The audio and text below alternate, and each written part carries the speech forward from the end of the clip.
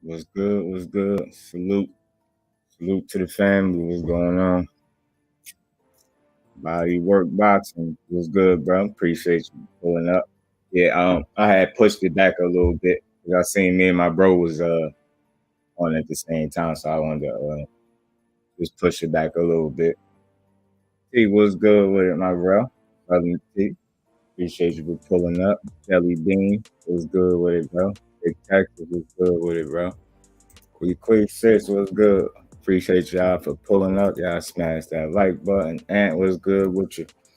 Just made it out okay from the hurricane. Major change of foot. Just power out for a couple of days. With cheese. I'm glad you good over there, Ant. Man, good to see you, man. Glad you good over there. Case of boy, what's good with it, damn it, man. Appreciate you pulling up. Lady do, as always, don't work too hard. Appreciate you as well. How y'all feeling, man? Let me some, turn my headphones up. Oh, yeah, man. Y'all know my slogan, man. I ain't here to break the news. I'm here to have a conversation, man. So let's have a conversation. As you, y'all, if y'all, I'm pretty sure y'all consume some of the same content I do. Y'all see some of the same, I think, kind of ignorant statements at this point. Y'all see the same stuff I run into, and this is in no way, shape, or form alive in which I'm trying to protect the fighter. Because in this case, I think when we talk about Shakur Stevenson, I think we speaking about a fighter that's, his talent speak for itself. At to see how good he is, you just don't want to see it. Now, do that mean he can't be beat? Absolutely not. Can he be beat? Absolutely. I always said when it's all said and done, I truly think all these dudes gonna end up having a loss or two. I always said that. That's something that I've been transparent about always. If we really speeding up and jumping down the line, when it's all said and done, some of our favorite fighters will have losses, and it's okay. You know what I'm saying? Because when you're a true supporter of that fighter, you rock with them, win, lose, or draw. That's just what it is. AJ, what's good with it, bro? Appreciate you for pulling up. How y'all feeling? Y'all smash that like button. Demetrius, right? What's good with it, my bro? TWT family in the building. Appreciate all y'all. I'm just now getting a notification for my own live. They be tripping. YouTube be acting crazy, y'all. But yeah, man, I'm pretty sure y'all see the same stuff I see, man, from a day to day, man. It kind of get redundant and it get lame, and you just would expect more from people that participated in the sport for so many years to speak a much different way when when you critiquing the fighters. And again, I always said this is not about defending the man. His talent gonna do that for him all in itself, but it's more so about destroying these false narratives. Because something else that I always advocate for, and y'all know that, is we control the narrative, not them. And this is just a classic example of me just pointing out and exposing and kind of debunking one of their narratives. Because I know y'all see the same shit I seen. I know y'all, if y'all didn't see, Chop was good with it, bro. Appreciate you for pulling up. A big fan of defensive boxing styles, just me. Yeah, that's cool. Ain't nothing wrong with that. That's not even it though. Because again, your preference is your preference always. But I think when if you being honest, when we talking about boxing, and it don't make you no less than no fan, but it's a certain level of fan. It takes a certain level of fan to appreciate the sweet science. You get what I'm saying? It's not to say that, we all know what knockouts are. Knockouts are self-explanatory. You get what I'm saying? But a lot of times, man, we become victims of the moment, and some people some people go into certain fights with a casual state of mind. You know what I mean? You don't go into Shakur Stevenson fight talking about, he didn't knock him out. That's your biggest critique at the end of the fight, and he damn near pitched a shutout. I know where you stand. I know what you're saying without saying it. But if you say it, if you go in too much, somebody could easily, like I said, the skill set alone, like, speak for itself. So if you go in too much, it's gonna be passed off as hate, because that's what it is. Yo, the Wise Crush, my bro, what's good with you? Appreciate you pulling up. Salute to the TWT family, man. Hope everybody feeling all right. And we're going to have a nice conversation as we always do. So like I'm saying, there's nothing wrong with a person having a preference and preferring a knockout. I think we all appreciate and enjoy knockouts. Shit, we all enjoy, Deontay Wilder knocking people out, stretching people. We all enjoyed Tank Davis knocking people out. But I also enjoy the sweet signs, because at the end of the day, this ain't called knockout. It's called boxing. And we know this, the name of the game is to hit and not be hit. And if we talking about, somebody putting that, being the epitome of hit and not get hit, you would be talking about the fighter with the best defense in the sport. You get what I'm saying? So like I said, a lot of times we become prisoners at a moment, and we expect the wrong kind of performance from a certain style of fighter. And like I said, just to be clear, you don't go into no Shakur Stevenson fight talking about, yeah, he was supposed to knock this guy out. That shit sound casual, man. That shit sound casual, because for one, we being honest, is he a puncher? Is he a known puncher? Hell no. I said this time and time again. Like, he not. It's just what it is. So it's either you gonna appreciate him for what he brings to the sport of boxing, or you gonna continue to talk about him knock nobody out. But at the end of the day, he wouldn't be the only fighter that's not getting knockouts in every single fight. As a matter of fact, more these 100% KO ratios is dropping just a bit. And that's no knock on the fighters. That's just to tell you that knocking somebody out ain't as easy as what some of the fans make it seem. And a lot of people be sounding casual with that. That shit sound ignorant. And I'm going to say it again. You do not go into a Shakur Stevenson fight demanding or expecting it. Now, I could get if it's somebody that's way over the hill, maybe been stopped before, maybe been getting their ass beat. It's certain criteria where I'm going to look at it like, you know what? Shakur's supposed to go in there and stop that dude. But it shows where certain people boxing, like, they knowledge certain. It's like some people only able to see surface level. You got to go a bit deeper when we talk about the sweet signs, man. You got to factor certain things in there before you critique the performance. You don't go in there, he don't knock him out. Well, has that guy ever been knocked out? No. All right, then. You know what I'm saying? Are you seeing this guy getting knocked around from pillar to post from anybody else that he fought? Absolutely not. So why would you then? And then did Shakur Stevenson out his own mouth, did he promise us a knockout? Absolutely not. So it's like, where did this whole notion come from that he's supposed to knock these guys out because somebody said so, because he that much better than them? It's not as easy as we make it seem to just knock somebody out, especially when you're not a pure puncher. That's just not one of his gifts. His God gift is his boxing IQ, his boxing ability. You get what I'm saying? He was gifted with something else, and it just wasn't power. You get what I'm saying? To be honest with you, I think the gifts that Shakur Stevenson was blessed with is going to take him a long way in this sport. And I think when it's all said and done, the only people that's going to be sitting up screaming about him knock nobody out is the people that don't really rock with him like that. And again, it's okay. I have no issue with nobody that don't like him, don't appreciate the style. It's all good. But at the end of the day, I'm here to kind of shed light on one of these false narratives, man. That's honestly a boring fighter. I just think he fight with him and Dave is going to be boring because the two kids are natural counter punchers by trade. I think, but I guess when you look at it like that, that's one way to look at it. But when you just look at, I'm gonna give you another side. You know what I'm saying? See, that's why I accept diversity in people's opinions. Y'all free to chime in. I'll drop the link. Y'all could come chop it up if y'all want to. And that's cool. I don't have no problem with that. But to me, I look at it like this. When you talking about the top level, when you thinking about the top level, right? You think of a Devin Haney, you think of a Shakur Stevenson. So just look at it in terms of that. You're looking at two dudes that's very young. We don't even fully know if they in their physical primes just yet. But right now, they're on top of their games. It's safe to say that. So I think when you factor in everything these two fighters bring to the table, I think there's no way in hell we get a boring fight between them two, because they're way too competitive to sit there and not take chances. And I'm glad you said that, because one thing I've seen, and I don't give a damn who he been in the ring with and in sparring sessions, when Shakur is able to hit you, his confidence will grow, and he will go from a guy that's kind of sitting there waiting to see what mistakes you making to stepping on that front foot and forcing you to make a mistake. So I think his mentality, he had a point where he heard the little whispers. That's why he was pressing. He was pressing forward more in that Conceição fight than he was standing there boxing. That was more of him standing in the pocket and showing this dude, look, I could be a little more exciting. I'm gonna press. I'm gonna try to get the knockout. You get what I'm saying? And that's what he did. You know what I'm saying? That's what he did.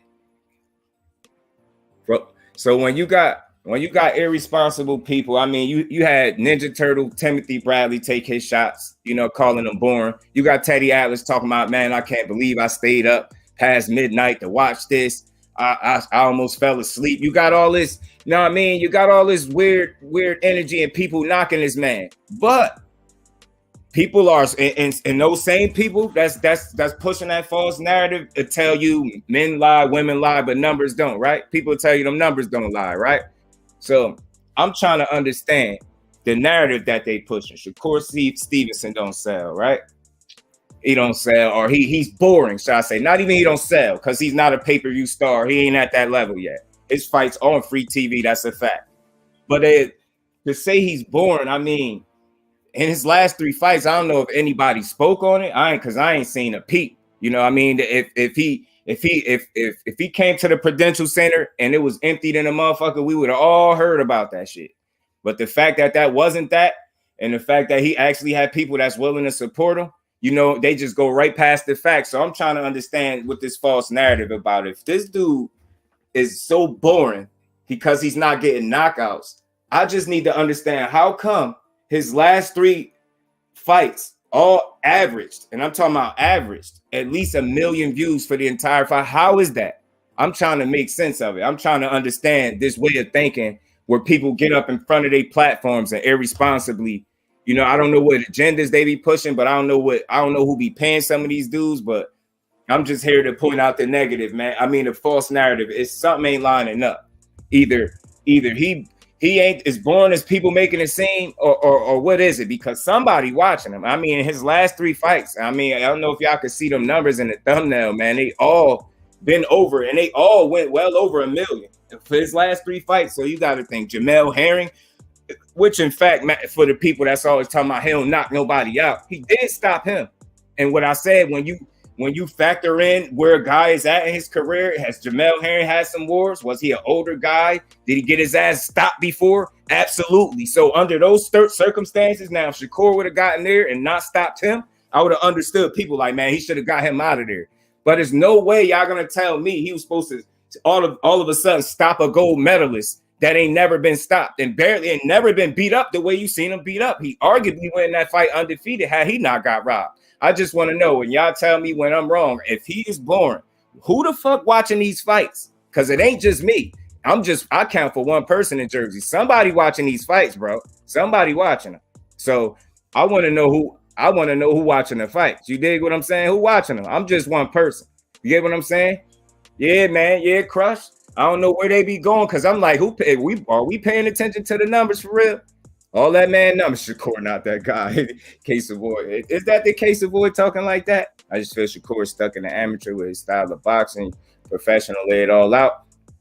I mean, when you say lay it all out, like help me understand, Chop. I want to know, like, what more was he supposed to do against Conceição? He didn't lay it out.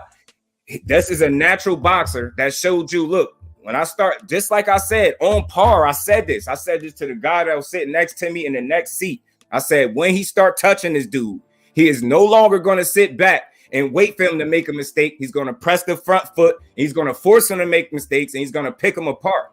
He might get close to a knockout, but I'm not banking on it. I'm picking him to win on points decisively. I swear that fight couldn't have played out no more clearly than I explained it. And I'm glad we do these lives, because I'm on record saying it. The dude went out of his shell. He went out of his comfort zone, which is boxing, and stepped on the front foot to try to give the fans more of a show. And if you can't see that, I don't know if we watched the same fight. It ain't even about opinion at this point. It's a straight up fact. Once he started touching that dude, you got about 4 or 5 rounds went by. He started pressing on the front foot for the remainder of the fight for the most part. He made the fight, because it wasn't Conceição in there fighting like an amateur. You know what I mean? Shakur and amateur don't even belong in the same sentence. Respectfully, it don't. Ain't nothing about that boy say amateur. You know what I'm saying? Ain't nothing about Shakur say amateur. Shakur will get rid of you or stop you. Stacey, I'll use some veteran tricks to survive, bro. You get what I'm saying? And again, this ain't no defense of Shakur Stevenson. You know, I always say it, and y'all gonna hear me say it more often. This is my slogan. I'm not here to break the news. I'm here to have a conversation. Y'all free to chime in. I'll drop the link. You can tell me when I'm wrong. If I say something that's not logical or within reason, call me out on it. But I don't think I've said anything that ain't been on point yet. Josh, what's good with it, my bro? Appreciate you for pulling up. D Free, my bro, what's good with it? You get what I'm saying? Pardon me, y'all. Just on one right now because I'm a little tired of the irresponsible, not only just statements being made in boxing. And again, I want to be clear because people don't know how to hear. It's not the difference of opinion that's annoying to me. It's the very poor one-sided assessment that people are giving in these fucking fights. I don't know what y'all watching. If y'all didn't see a young man that's a natural-born boxer go a little bit out of his comfort zone and try to make that fight entertaining, he tried to get him out of there. He knocked him down. He was breaking him down. That dude wasn't trying. He wasn't going. What you factor in the fact that this guy is not a natural puncher. He in there with a fucking gold medalist that he reduced to damn near an amateur in the ring. It's a lot. What I'm saying is there's nothing wrong with the critique. I don't care how harsh your critique may be. I'm cool with it. But after you done with that hating, because the more harsher the critique, the more closer it is to hating to me. After you done with that hating, don't forget to say that young man did his motherfucking thing. And it ain't a handful of fighters that you could pick, whether it's at 130 or 135, that could whoop his ass. So I don't know what we be talking about. It's like if it was good enough for Floyd wasn't knocking everybody out. And I ain't saying he Floyd, so don't mix the words. But at the end of the day, that shit is the same. If you do not belong in there with him, maybe if you've been knocked out, got your ass beat in your career, maybe if you a little bit past it, you damn right he getting you out of there. Just like he did with Jamel Herring.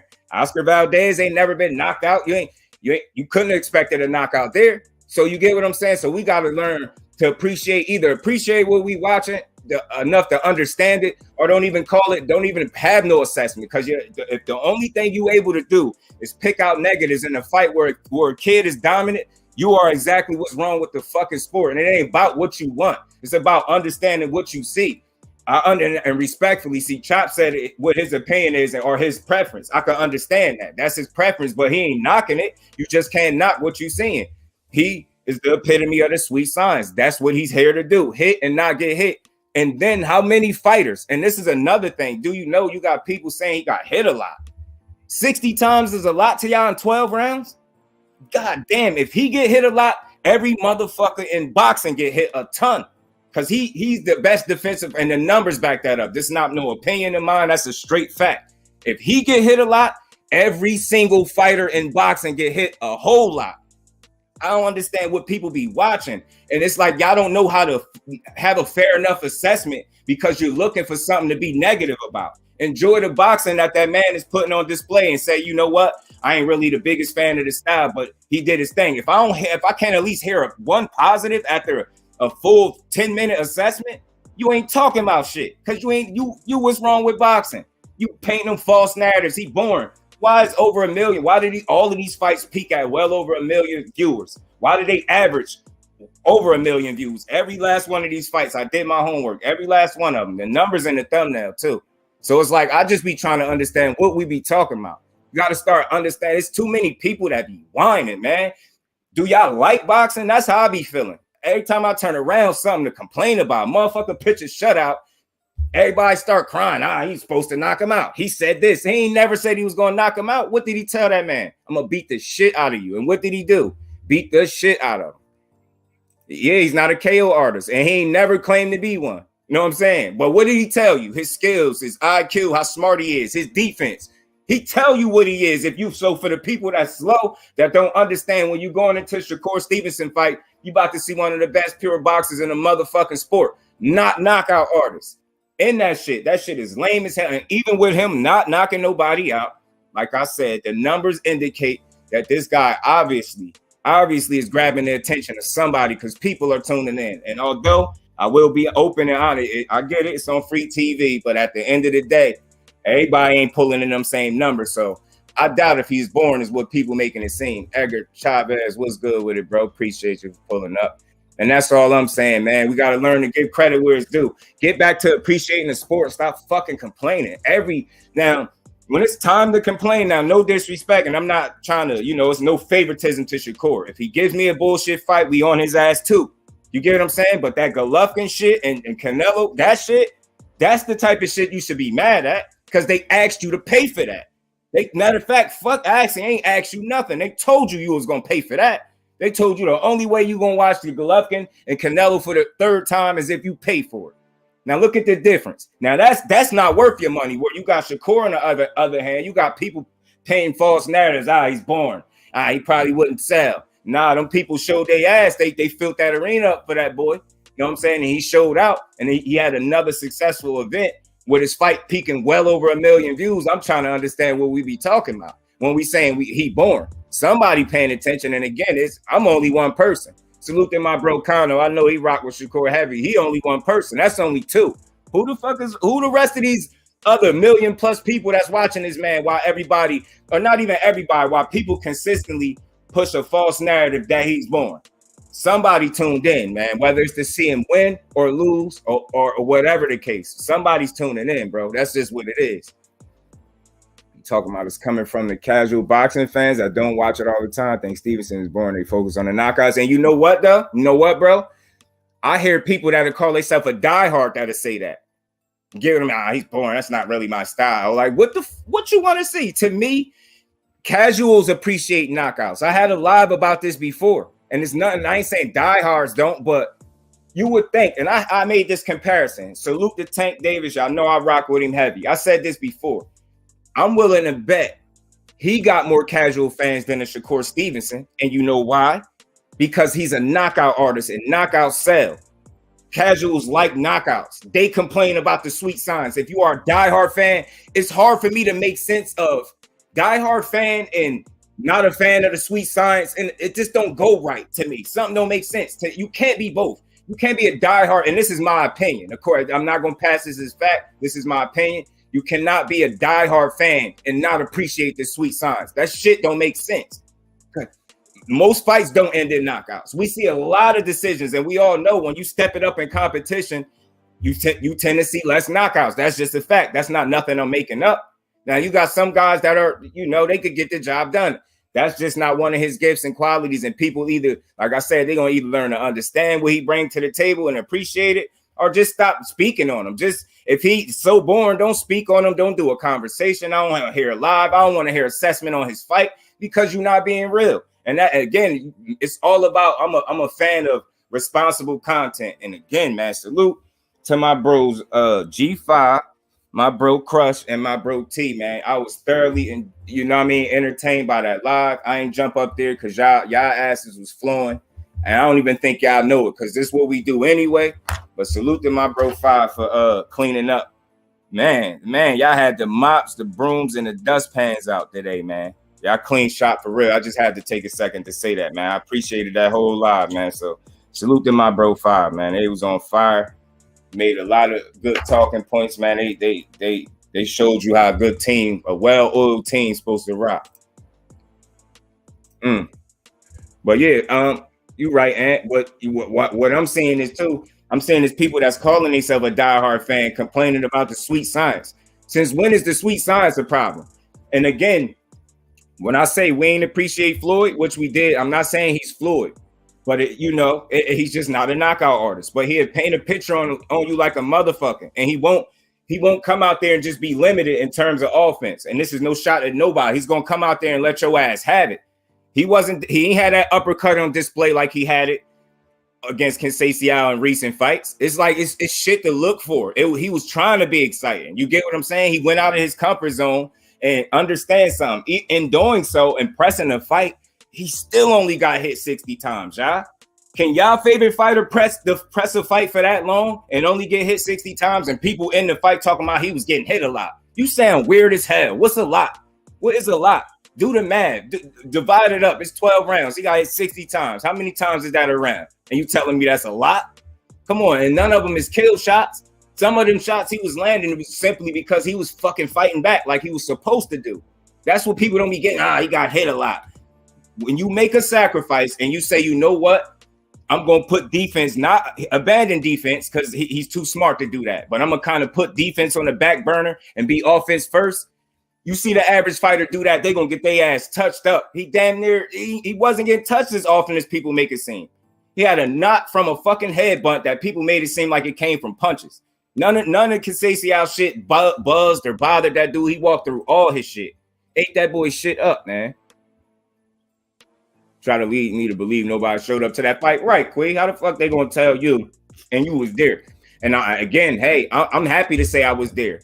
It was a hometown fight for one of my absolute favorite fighters, and I'm glad I was able to make it there and see how them people showed out for him, man. You know what I mean? He brought it, man. He did everything he was supposed to do, but knock him out. He tried, yo. He told y'all, and he tuck his tail. He's like, yo, I tried to get him out of there. He's tough. You get what I'm saying? He keep it real. Hey, look, I tried. I couldn't get him. He wasn't going, man. Because when he hits the guys, it feels like they walk through Stevenson's shots like they're nothing. I don't think, you know what? I'm going to say this, though. I'm going to say this. Notice, whenever a fighter is throwing shots and somebody's able to just walk through them, understand, after you're able to walk through somebody's shot comes what? You're going to be able to walk that person down, right? If you can walk through Shakur Stevenson's shots, I expect to see at some point in this fight, you walk him down. Why was it the other way around? And people would probably say, Conceição got more pop, or maybe it's about the same. I don't know. But at the end of the day, who was more of the aggressor in making the fight? You get what I'm saying? I don't think none of his shots was getting walked through. I think he was touching that boy up and it was hurting. You know what I mean? Conceição looked very uncomfortable with that body work that Shakur was doing. Mm-hmm. Talk about it. Talk about it, T. Talk about it. No, quiet as cat. And you know what they gonna do, T. They gonna keep it quiet. But that's why you got real ones that talk this boxing shit like us, man. So I just wanted to highlight it. You know what I'm saying? I ain't have to be here super long to make this point. I just think the numbers that he been putting out shows that it's obviously a fan base or in a support system for this guy. So maybe if he ever tries to transition into what they would call a pay-per-view superstar, maybe he could take that support with him. Now, I'm not saying that a free fight automatically translates into pay-per-view dollars, but you get where I'm going. I think it's safe to say, at least for right now, he in a positive spot, man. He in a good spot right now. He bringing asses and eyes. He putting asses in the seats and bringing eyes to the boxing world, man. And Lionel Richie and hell all night long. You get what I'm saying? People don't see that part. Yeah, trying to hang on, and he was fighting his way out of there. That dude he had some veteran tricks to help him survive, bro.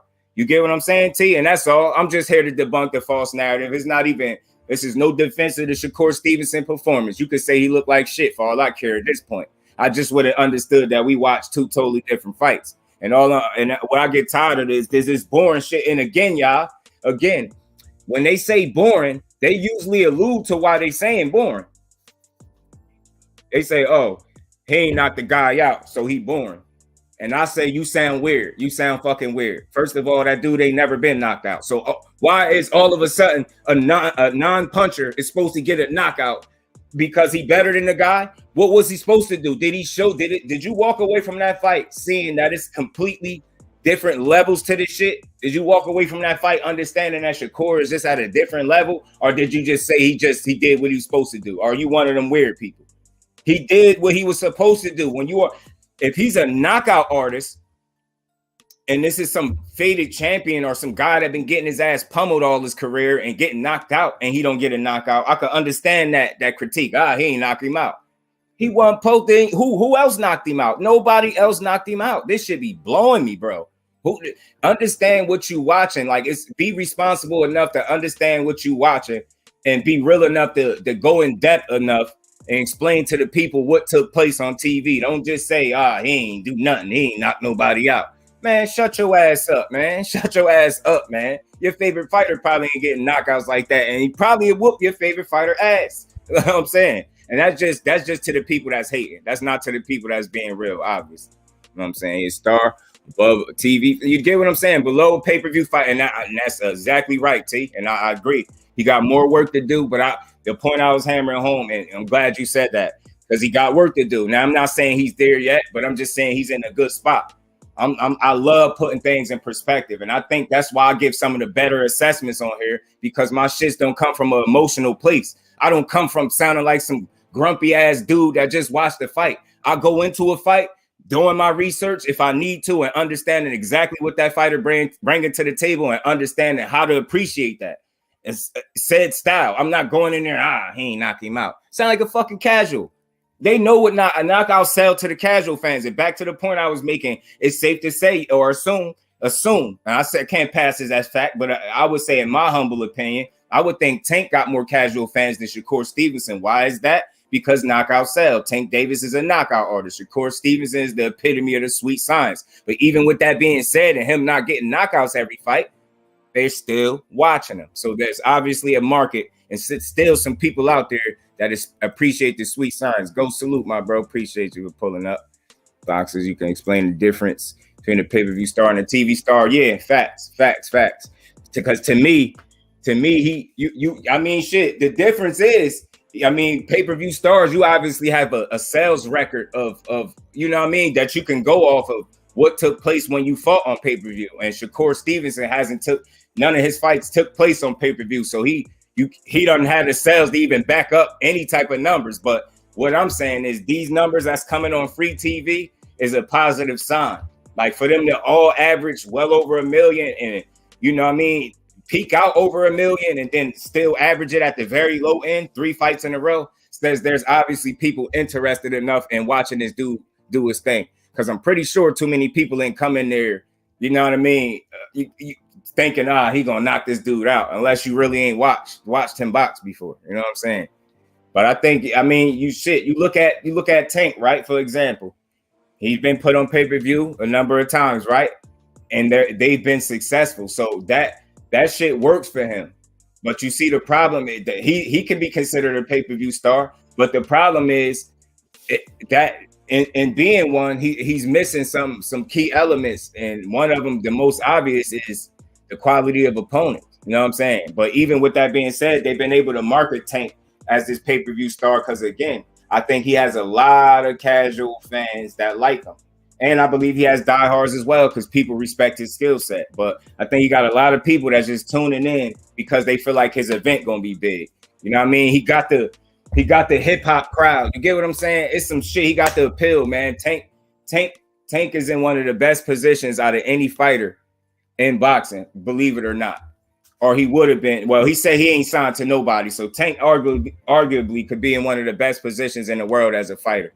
He already has a sales record to back up that he puts asses in seats. You get what I'm saying? They pretty much build him the last few years as this pay-per-view star because that's what his fights are going on. They're telling us in order to see this guy, whether it's at home or in person, we got to pay our money.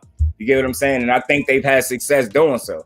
So I think that's a clear difference. Like Shakur just don't have, you know, who knows if they ever try to put his fights on pay-per-view. But you know what? I'm a fan of this free TV fight shit, to be honest, because if that fighter could still get paid and the fans walk away happy, that's a successful event. You know what I'm saying? When it's all said and done. He has some low ones, so dirty tactics. Oh yeah, the low blows. I know Ghost going in about the low blows. His body work was serious, man. My bad, y'all. Y'all know I was rolling for a minute. Q Ruffin, my bro, was good with it. You're not boring. I hope he gets the fight he wants at 35. Him versus Dev next. After that, him versus Roma. If Tank able to continue boxing, which is not likely, that one too. Yeah, man. I don't know what's going on with my boy Tank Davis, man. Tackle was just clinching, headbutt. Yeah, facts. Leading with his shoulder. Damn near wrestling with him. He had some dirty shit going on with him too. It wasn't just Shakur. You know what I mean? But I ain't even here to do that. You know what I mean? I understand you feel how you feel. But for me, I feel like I made an E.B. Stevenson hit 1.1 mil about a year and a half ago. Shakur has grown over the last 3 or 4 years. Cause see you, my bro, and you be on it. You know what I'm saying? That's why. You know what I'm saying? If they don't be seeing it, that's all. I'm just tired of these false narratives. Don't tell me somebody boring. Say you don't prefer his style. Now I 100% respect that. You ain't gotta like him. I ain't gotta feel like, you get what I'm saying? You can have a negative critique, but my thing is, if you really think assessment of his fight, you know what I mean, that he had a couple Fridays ago or whatever, you know what I'm saying? You think assessment is pointing out only what he did wrong? Oh shit, my bad. Then you not being real with boxing or yourself. You know what I'm saying? You're not being real at all. You know what I'm saying? And you ain't have to be in love with his performance. You could have critiqued it however you wanted. Say he was supposed to do a bunch of shit. James, salute, bro. Appreciate you for pulling up. My bad, y'all. Y'all know I'm still my tickets and Dev too. They say Dev is star. Why not Shakur talk too? And this ain't even here. You know, that's not an attempt to bash or nothing. We just talking about some facts. Them people showed up for them. I wish I would have been more about taking pictures and videos while I was up in there, but I was geeking, man. I was enjoying some good boxing that night, man. I ain't take too many pictures, y'all. I appreciate the sweet signs in that style, but I prefer the style that like Chavez, Senior, Golden Boy, Miguel Cotto, Manny Pacquiao. And you see what? You know why I could appreciate that comment, because you just being realistic. You still, and again, it's like I ain't saying you have to appreciate it. You ain't gotta prefer it, should I say? You ain't gotta prefer it, but you should still be able to appreciate it if you are a diehard fan, because you have to know there are going to be a shit ton of fights that are going to end in decision and not knockouts.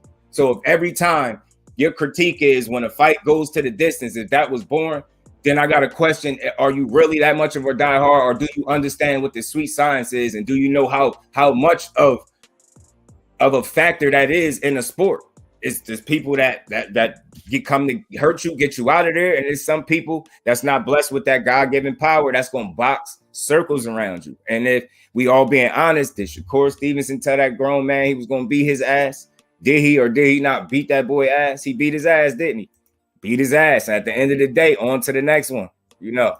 About 7. Those punch stats, them low blows, right?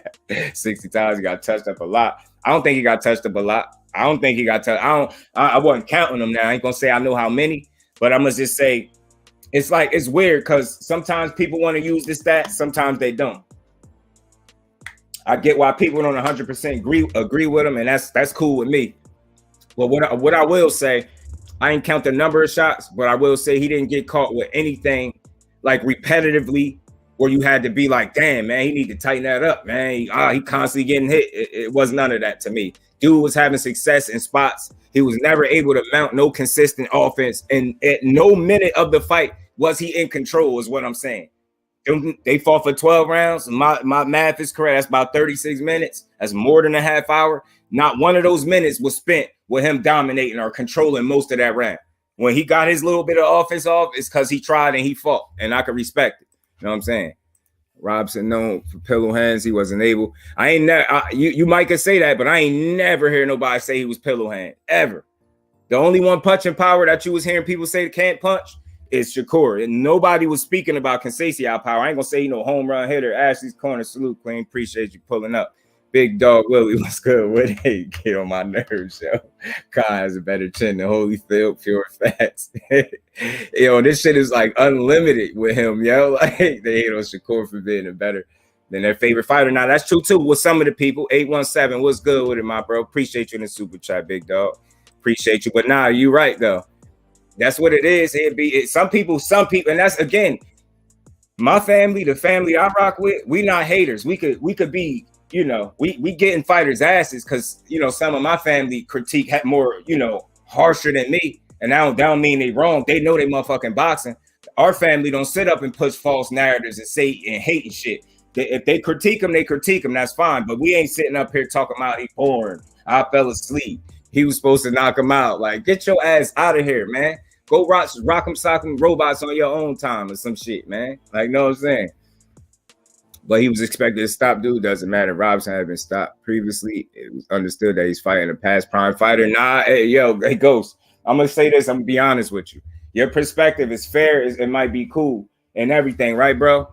But I swear on my life, bro, I never once heard nobody, and this is me, from the content I consume, whether it was an interview, anything boxing related to Robson, nobody said this dude was past his prime. I never heard it once. Not saying that it ain't been said. I personally never heard it. So it's like that.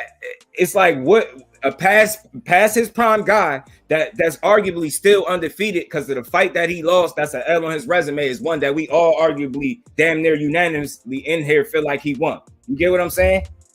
He won. You could say that, bro. You get what I'm saying? So it's like, I don't know. Like, look, I'm at a different place with this boxing shit, y'all. And what I'm saying is, I soak up a lot of content, yo. And I'm telling you, I'm gonna keep saying it. I'm the voice of logic and reason on this motherfucker.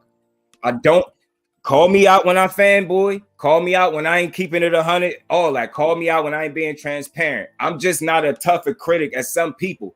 At some point, when do we acknowledge the quality of the fighter? Because at one point, people was telling me, this a gold medalist. This fight ain't gonna be easy, man.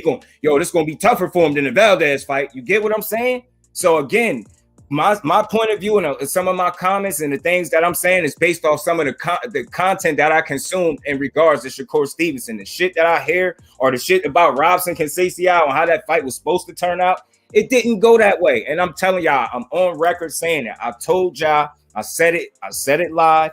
I said it to the dude that it was an absolute stranger sitting next to me in my seat. I said, yo, he's going to touch him up early. Once he starts touching him up, he's no longer going to be cool with just boxing him and just outpointing him. You can't tell me that he did that night. He pressed the gas for more than half the fight and just wasn't able to get his guy out of there because his guy wasn't going. Simple and plain. And he's not a knockout artist. It's just simple and plain. And just either be cool with it or don't even speak on it because you make yourself sound like you don't know boxing when you keep complaining about the sweet science. And again, I'm a hammer this down. Die-hard fan, but I don't like the sweet science or not appreciating the sweet science and die-hard fan don't seem like two things that go together. How could you be one when there are tons of great fighters that were not knockout artists that you would absolutely have to enjoy? Nah, his punches ain't the most damaging, but because he's such a sharpshooter and so accurate, it's pretty when he lands. You can't tell me it's not. They might not be the most damaging punches, but I tell you what, in them 19 fights with them 9 knockouts that he do got, I ain't seen nobody walk through this young man yet. Nobody. Get what I'm saying? You had Valdez talking his shit. He left that fight talking about I couldn't hurt him. He was too big. Nah, you were supposed to be a knockout puncher. Is it safe to say that his chin might be a little bit better than you think? Because don't blame it all on weight. Power is power. Tank Davis put down welterweights and guys bigger than that all the time. From the biggest I've heard he put down is somebody that's a heavyweight. So don't give me, because Shakur outweighed Valdez, that's why he ain't knock him out. Nah, his chin is better than what people thought it was because he got clipped a few times with the same shot. And he just showed y'all some pedigree and that his chin ain't made in no glass. Get what I'm saying? Valdez was known as a fucking puncher. I ain't trying to hear that. He left that fight talking about I couldn't hurt that boy. He was knocking everybody else out. And again, don't give me, he was weighing more. That's why he was too big. Fuck that. Tank knock out big motherfuckers all the time. I ain't trying to hear that. A puncher, if you got that pop, you got that pop. And you can't walk away from that fight saying, Valdez can't punch now because he wasn't able to knock Shakur out. His chin might be a little better than what you think. That's all it is. Salute to everybody in the building. Y'all smash that like button for your boy, man. I just had to come here and chop it up with y'all, man. My day one only haters of boxing try to spin a false narrative about a boring style is really the sweet science. And those that understand are just casuals. Yeah, it's boring is boring. Yeah, but you gotta know what boring is, though. You know what I'm saying? You gotta know what boring is. And if the name of the game is hit and not get hit, and I'm able to display that for a duration of 12 fucking rounds, y'all. Like, what else was I supposed to do? It's not say it. It's not hit and knock him out. You get what I'm saying? It's not punch and get punched in my shit a whole bunch of times. It's not a ton of fighters that can even that are defensive minded. You show me another defensive minded first fighter in the game that spent that much time in any of their previous fights on the front foot trying to make the fight entertaining. Give me one outside of him. And again, this whole notion that he got hit a lot. If he got hit a lot. Everybody, and when I say everybody that is participating in the sport of boxing, if Shakur Stevenson gets hit a lot, they get hit a fucking ton.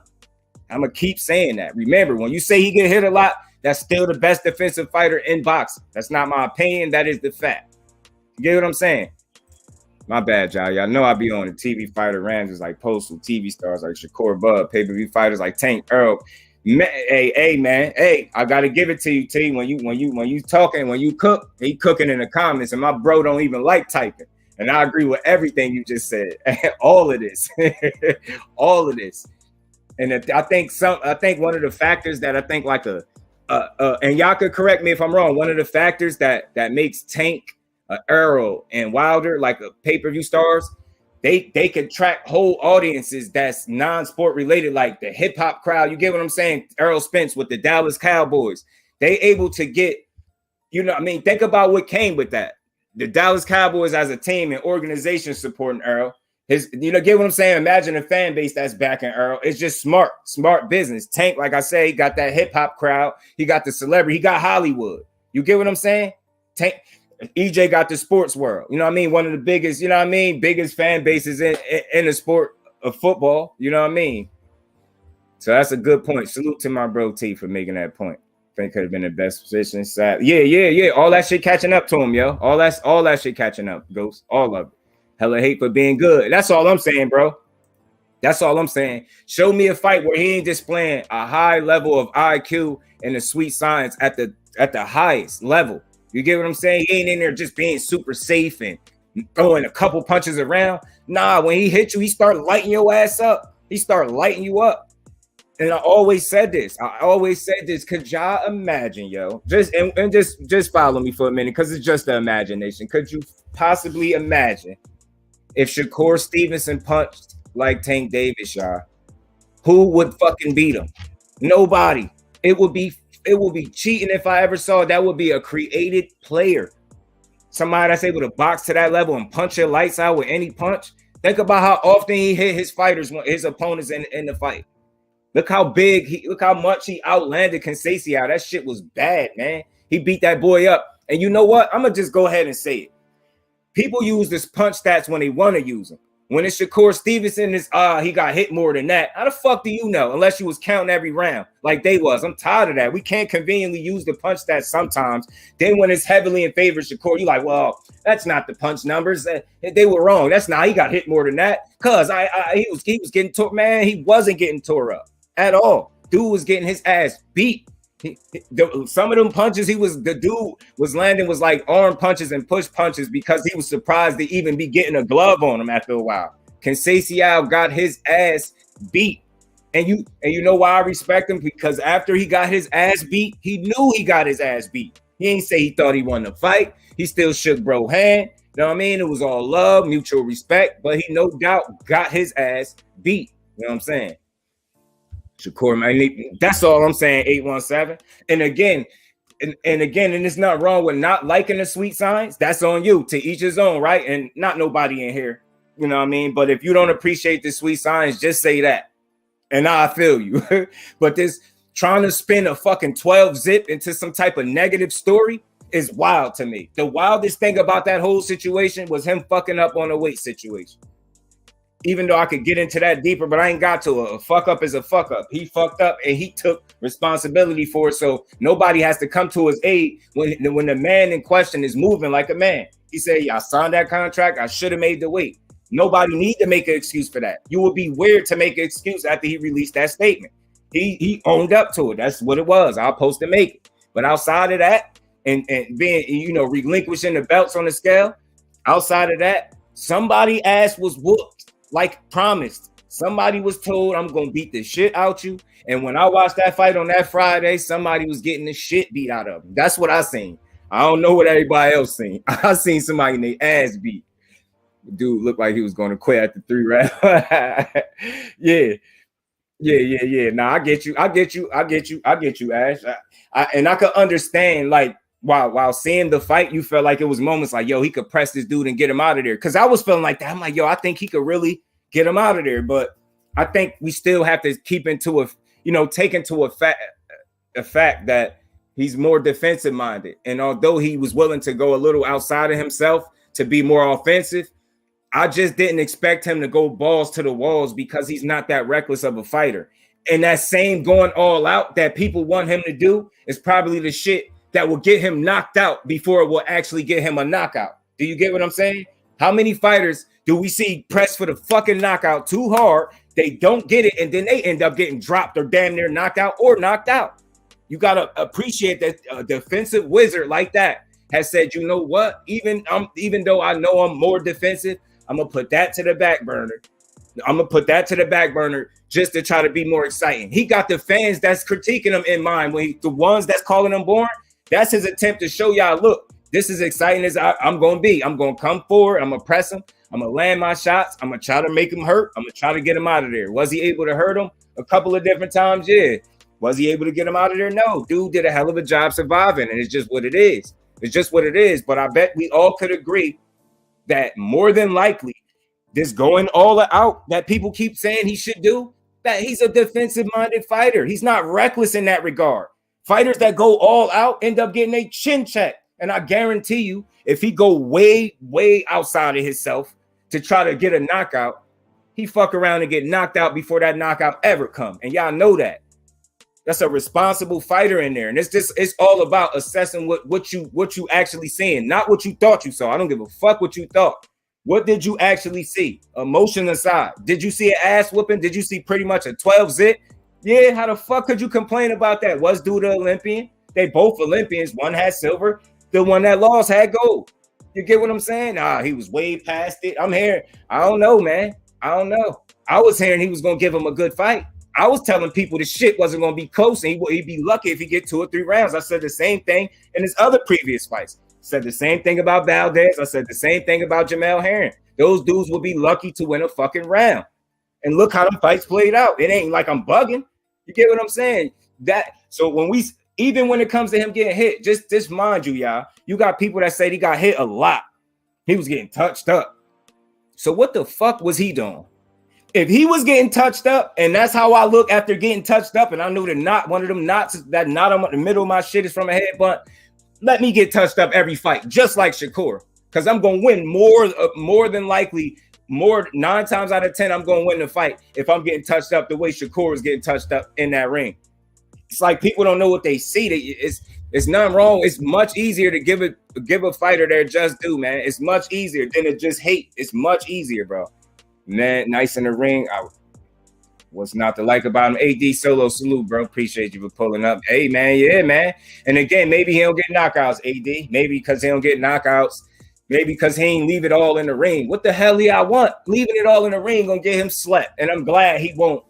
He goes, if you know how he fights, you understand in that fight, he went outside of his what is to be considered his comfort zone to make the fight more entertaining. And doing so, he still was safe about doing so. He was responsible, should I say. I only want to use the word safe because he was trying to fight. How many fighters do you know can play the pocket that long and get hit that few times? How many fighters do you know? Your favorite fighter probably couldn't fight nobody like that. And again, no, he wouldn't fight no power puncher like that. But it's a lot of people that got favorite fighters that wouldn't do that no matter who they fight. You get what I'm saying? How many defensive first fighters do you see pressing for more than half a fight? And I'll wait. Just give me a name. How many defensive first fighters do you see pressing for more than half a fight and not getting fucked up in the process? And this is no disrespect to the bro, because to the young king, Devin Haney, I rock with him. I just want to use this as an example. It's not to slight him. It's just a fact. When he decided against Jojo Diaz that he wanted to be more offensive and go outside of what is his comfort zone, that is defense, when he wanted to be more offensive and more exciting for the people, you know what was happening? He was getting clipped over and over with left hands, y'all. Over and over and over with left hands. He was getting tore up, y'all. He was getting tore up with left hands. You know what I'm saying? And just this is only used as an example. I want to be clear. This is not in no way, shape, or form to slight Devin Haney. You get what I'm saying?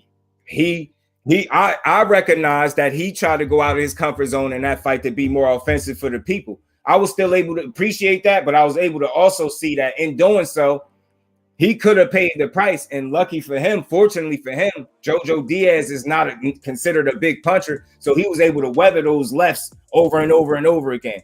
But do you see the difference? And when I say levels, and I say if he got hit a lot, Shakur Stevenson on that Friday when he fought, if he got hit a lot, everybody in boxing, including your favorite fighter, gets hit a shit ton because they all get hit way more than him. Or considerably more than him. I ain't gonna say way more because Haney a motherfucker on defense, tank defense way better than what people think it is. Like them, the real right now, while they at 35, that's what I would push as the kings, and I can't wait to eventually all these dudes mix it up. But at the end of the day, y'all, just so I'm clear, I just wanted to make sure y'all understand. Salute to the family. We control the narrative. We don't push false ones. Say he ain't the most exciting. Cool, but to be up irresponsibly when you know you got a big ass platform talking about how boring he is, I'm mad I stayed up, putting the sleep emojis. But everybody else, I ain't seen no outrage online with people talking about, man, I hated that fight. I ain't seen nobody at the actual fight when I was there complaining about the fight. I seen motherfuckers cheering, suit. I seen a crowd get into it and cheer for their hometown fellow, man, while he pitched the shutout and painted a masterpiece on somebody. You get what I'm saying? That's a fact. That's a fact, Ghost. But you know the difference, and I said this, and maybe y'all might know the fighter. Give me a fighter that's defensive minded the way he is, that would stay on the front foot that much in a fight. That would sacrifice and start saying, basically, by him saying, I'm gonna be on the front foot pressing, I'm gonna be offense first and defense second. When you know 9 times out of 10, he's defense first, offense second. He went out of what he normally does to try to achieve a knockout. He fell a little bit short. He did, but he got a knockdown. He was hurting this dude. Them punches was stinging. Conceição, I ain't walk out of there. I ain't hear him tell nobody he couldn't punch. We be sitting at home, motherfuckers be goofy as hell. Ain't never been barely slapped in your face. Ain't never slap box, been punched in their face one time in their life, talking about who hit harder and what kind of chin somebody got. You ain't never even took a punch. How you know what's hard and what's not? I'm pretty sure Shakur punch one of you regular ass motherfuckers in y'all shit, you gonna feel it.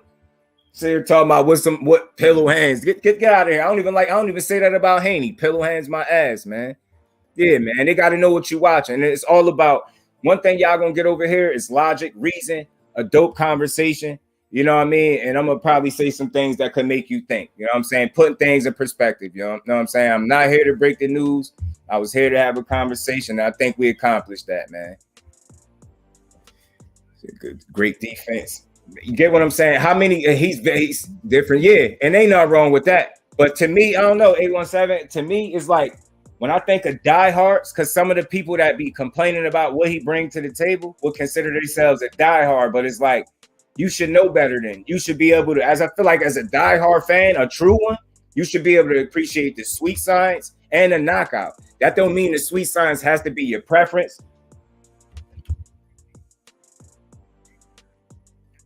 Y'all give me 2 seconds. My bad.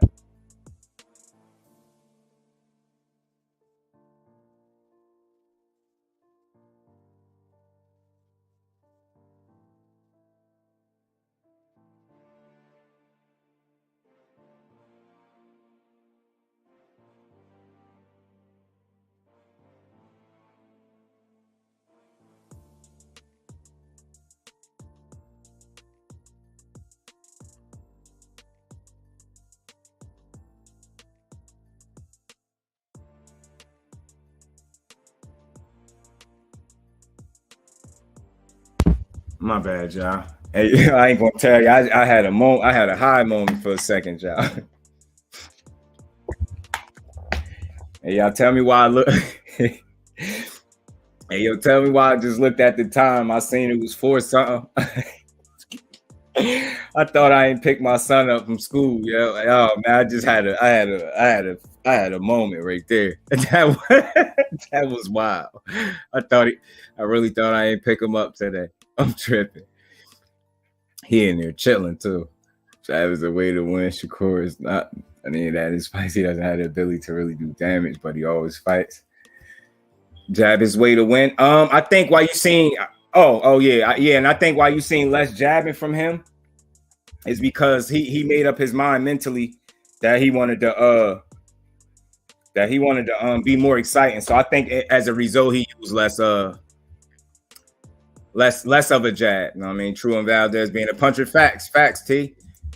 Facts. His chin better than anyone that thinks. And Valdez overestimating his power. He needs to remember prior to him versus Burchell. There wasn't no one saying he had that type of power he thinks he has. You know what I'm saying? You know what I mean? You know what I mean? Mr. Fentermine. You know what I'm saying? Pumping up that Fentermine. Can't wait to see you fight again when them roids ain't in your system, bro. You know what I'm saying?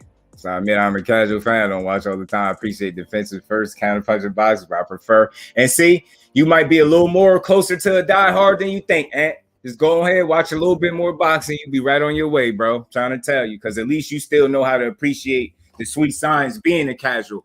I feel like a lot of casual fans, not all, but it's a nice percentage of them that just want to see a knockout and don't appreciate the sweet signs. So they watch Shakur with hopes of seeing a knockout, and when he pitch a shutout, they still complain.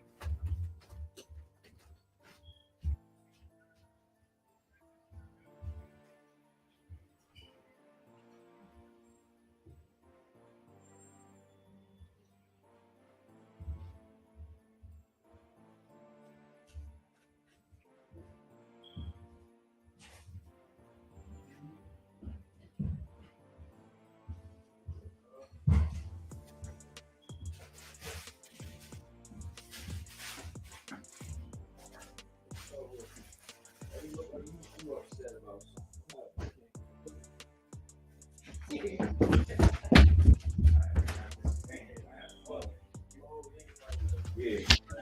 Nah. I forgot I had picked them up. My bad, y'all. Pardon me, y'all. Appreciate everybody sticking. Y'all smash that like button for me. We gonna keep rocking out. Yeah, man. I'm on y'all ass with that weird shit. It's a culture in here, you know what I'm saying? Talk to him, T. My bad, y'all. Y'all know I be far behind, man. I know it. Appreciate you, Five. I don't know if you was in here, but y'all enjoyed the whole live earlier. Y'all cooked all three of y'all. You crushing T? It's a chair in that kitchen. Right there by the this is kitchen. Yeah. Appreciate you, Five. Yeah, but I was in here giving you your flowers because I had to, because y'all was cooking. Y'all motivated me today. UT and Crush was on one today, man. Appreciated that whole entire live too, man. The diverse opinions slightly, but y'all still ain't nobody, wasn't no over talking. It was just a good flow of energy and content going on. I get the people saying he could have pressed. Remember, I was in the box too. I'm like, he does have to get a KO. You could do a lot of chasing the KO. Call Shakur to win. I said that. And again, I don't know what pressing. That's why I say I question if people understand what they watching. It's no way you could have watched him fight Sensei saying he wasn't pressing him. What the fuck is coming forward doing? What he was in the pocket more than anything else. What was he doing? What the hell was he doing? I just want to know, cause I seen what he was doing. I seen it. It looked like he was pressing to me. And the kind of pressing y'all want him to do is the kind that's gonna get him knocked out. That's what y'all want. Press himself right into a fucking knockout. So y'all could be talking about how much hype he was, right? Nah, his ass, huh? His ass too smart for that. Y'all know, he too smart. Not gonna do that. Already showed that. You know what I'm saying? And he not going. And again, I think he showed his willingness to try to hurt his man, to be more entertaining. And I think if you really watched the fight, you was able to see that. And that's not his style. But he still was able to do it at a high level and be entertaining doing it. And again, being there when you seeing motherfuckers get caught clean with left uppercuts that they ain't see coming, and you seeing sweat and shit coming up on somebody, it hit just a bit different, man. But you can see this shit on TV. So I bet you did you see Conceição pressing him, or was it the other way around? Why did you think? Get what I'm saying? He obviously was getting hit. Did you see him taking them body shots? Them shits was hurting, man. Them shits was hurting. Yeah, chasing that KO and get slept. Robson, smart veteran, can fight some guys know a lot now. You know, how to not get knocked out. Robinson is one of them. That's all, bro. And this ain't even no defense on him. I just wanted to talk about them numbers too, though. You get what I'm saying? Them numbers is say that somebody watching this dude. That's not, nah. Yeah, Floyd was a special guy, man. That's just, he a one-on-one. I always say that. Facts. Every move in the book, headbutt, shoulder, leaning in. He was doing all that shit. He was doing the works. He wasn't getting KO'd that night. You get what I'm saying? He wasn't going for it, bro. He wasn't going for that. The way they was making it seem like Khan was doing. Yeah, man, body work on Shakur. Yeah, he wasn't, though. Dude, looked like he was going to retire on the stool. I didn't think Shakur would stop him during the fight. Oh, you didn't think? Yeah, I thought Shakur was gonna make him quit. By the way, the fight was looking at the 3 rounds, and again, in doing so, it's because he started like kind of moving forward, trying to make the action, and dude just hung tight, man. He hung tight, and again, just mix that with the fact that we talking about a guy that's just not a pure puncher. He hit him with everything. Shit, he was tearing him up. Good body shots. He was whacking this dude. He was tearing him up. Then people started complaining, saying he needed to throw more combinations. He needed to do this. It's like, all right, whatever, yo. Yeah, Teddy Atlas a dirt bag for trying to play my boy like that. Shit, Dev lost 5 rounds when he tried that shit. Going forward against Jojo Diaz, and this is what I'm telling y'all. That's why you know he's at another level, because in doing so, impressing the way he was doing, y'all, he still didn't get himself hurt, yo. He never got hurt. He never got buzzed, wobbled. None of that, man. None of that. Appreciate all my bros. Kurt was good with it, bro. Appreciate you sliding through. My bad, y'all. No, I was like on one real quick, because I'm like, man, if I see one more person try that Born, I should fall asleep. Z's, Ryan Garcia, you a hoe. He talking about he won't watch you. He don't even watch the dudes he been in there with. Did you watch the fight, Ryan Garcia? because he'd beat your ass too. And I'll tell y'all right here live, I personally guarantee if he was to ever fight Ryan Garcia would not win a round. I guarantee y'all that.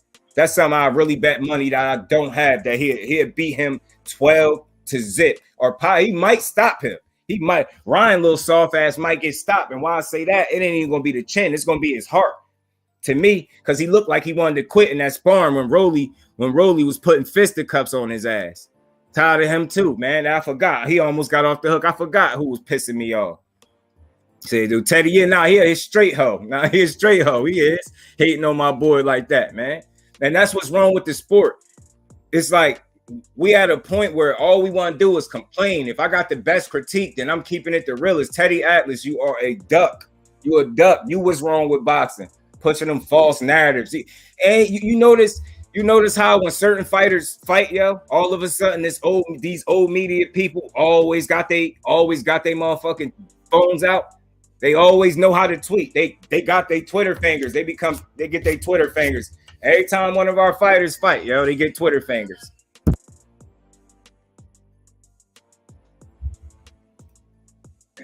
Goes Teddy Atlas. Teddy Atlas. Oh, Oscar would never put Ryan in there with Shakur. Yeah, facts, Kurt. Never.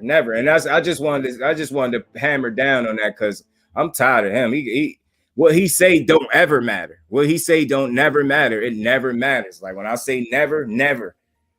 Hey, you look like he talking about he don't even watch the guys that he get in there with. You won't never get in there with a guy like Conceição. Never. You will never get in there. You won't fight an Oscar Valdez. Never in your life. You wouldn't fight him. You'll fight a Jamel Herring though, because that's more up your speed though. I ain't gonna lie. He'll fight a Jamel Herring.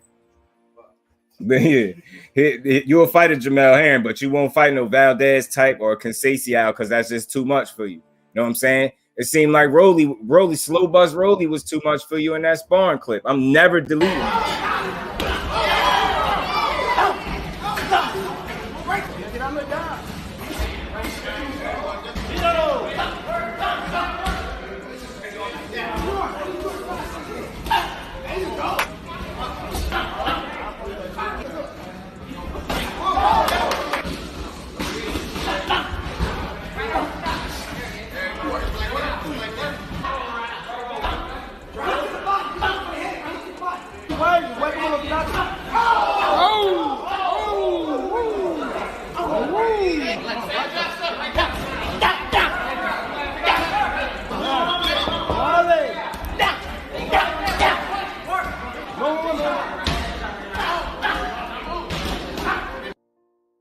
Talking about Shakur this, Shakur that. Yo, shut up. Yeah, facts, T. I'm in here laughing at it now. That first punch was different. Punch that boy all in his face like that. You keep talking about Shakur, and I'm Ryan ain't no boxer, y'all. I'm telling you, yo, he getting by. He like one of them dudes that got taught enough to hang, so he could beat a certain level of opponent, but he ain't for real. Somebody gonna hurt him. I'm not even just saying that. I don't think he taking it for real. I think he financially comfortable. So I don't think he care. That boy is killing him. Look at that offense. Remind me of him. Yo, man, Ryan made Rolly look like a good boxer. That's a fact. I'm never deleting that, ever. Every time you clout chase somebody, like no matter what live I'm doing, no matter what the content is about, I'm gonna play that. Like I'm gonna just whenever y'all see me from now on, y'all just see me play that out of nowhere. That just know that's like the bat saver. I mean, Ryan talking shit again, y'all. Like, you know what I'm saying? Every time I play that, I'm never taking that out.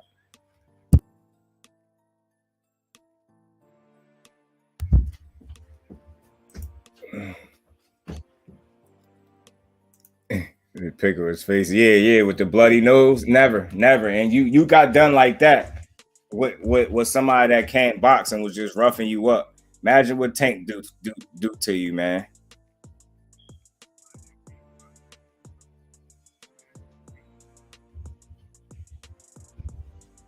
I just had opulent LD was good with it, my bro. Appreciate you for pulling up.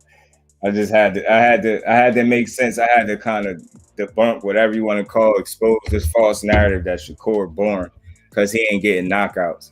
But like I said, when it comes to free TV and he being on that ESPN platform, that Top Rank banner, His all the last 3 fights averaged over $1 million, so that should tell you obviously it's a market for him, even though he's not knocking you out every fight. So I feel like anybody that's pushing that narrative is clearly a hater, and that's Teddy Atlas and anybody else that's talking that weird shit.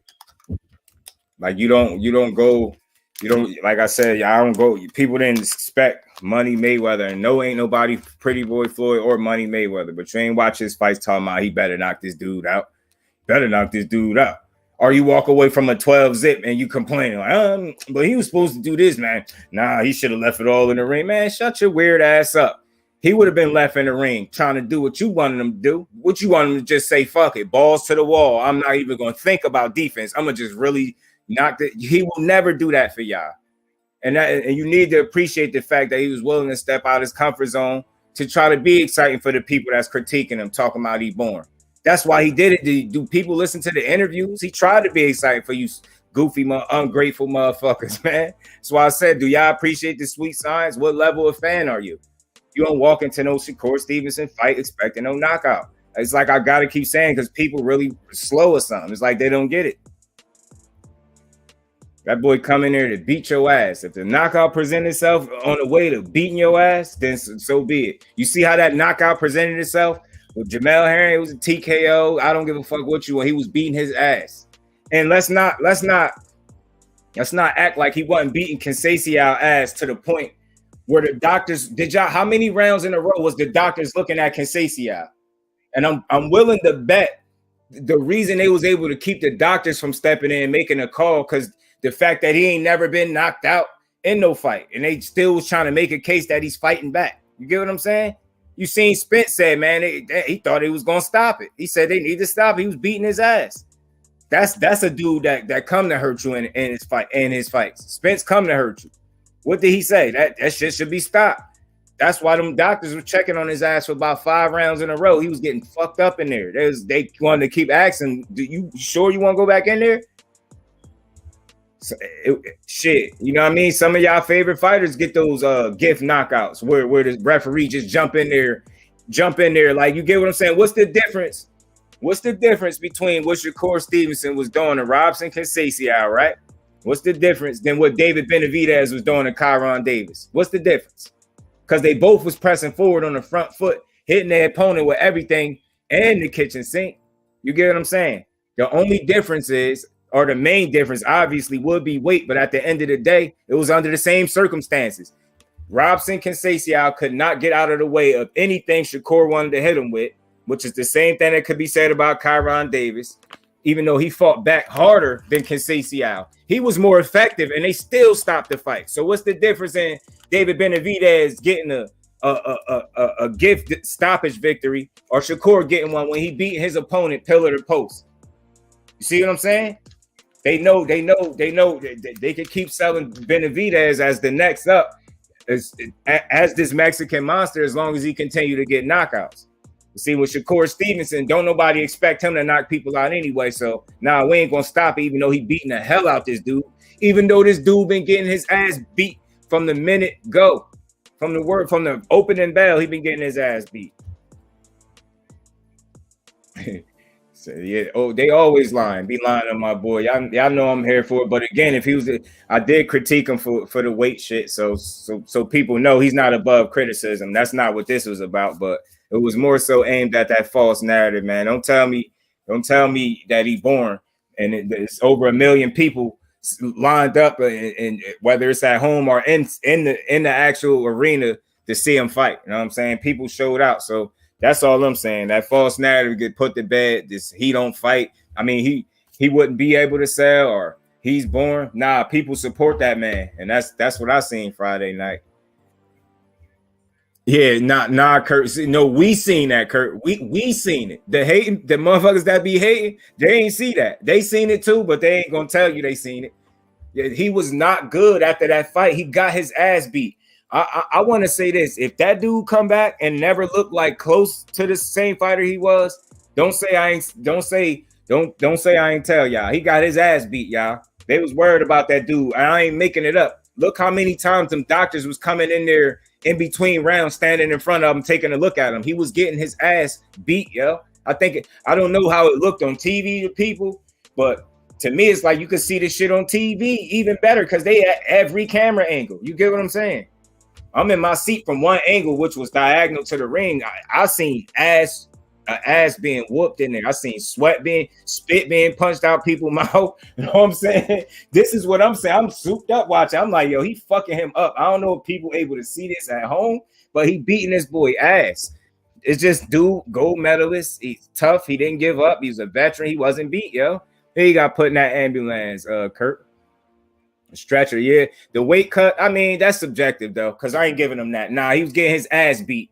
I'm not going to say the weight cut. I'm not giving him that, Ghost. Nah, he was getting his ass beat. And why I say that? Why? Just follow me. You could run with that. I'm just not. Why I'm saying that is because the weight cut had nothing to do with them, with the doctors and them standing looking at him in between rounds every time a round ended. That had nothing to do with weight cut. Them doctors wasn't sitting there talking about, damn, man, we got to watch him because he had a crazy weight cut. That wasn't the case. They was watching him because he was getting stomped on.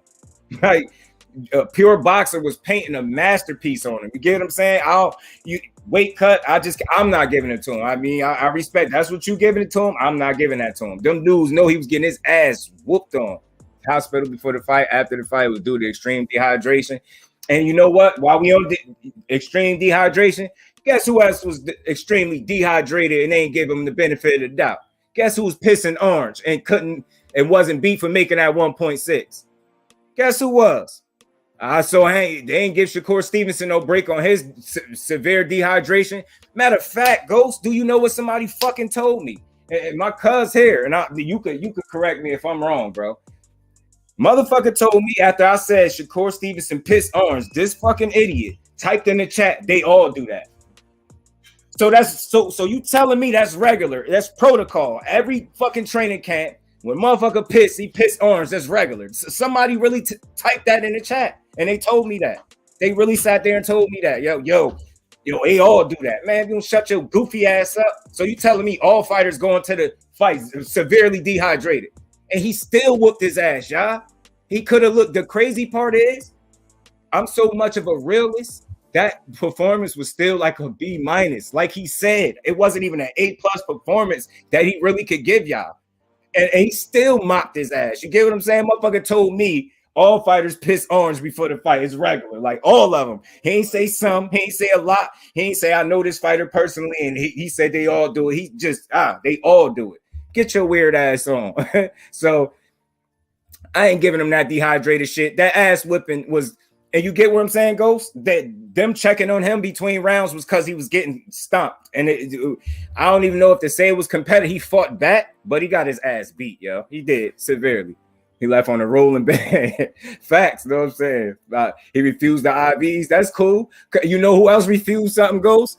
You know what I'm saying? My boy Shakur, he refused to make that 1.6 and die on the scale for some of these ignorant ass fans that don't know no better. You know what I'm saying? He's supposed to die on the scale for y'all, man. Fuck them belts, because them belts don't make the champion. The quality of the fighter holding the belts gives the belt its value. Y'all gonna hear me push that, because I don't care what nobody say. Them belts don't mean as much. The only part about the belts is the leverage angle that I think it was Ricky Williams that brought up first. Salute to my bro Ricky for bringing that up. But yeah, he losing his leverage on the scale. You know what I'm saying? Just refused the IV, same what Shakur supposedly got. It's cool. I mean, but him refusing the IV don't, to me, all right.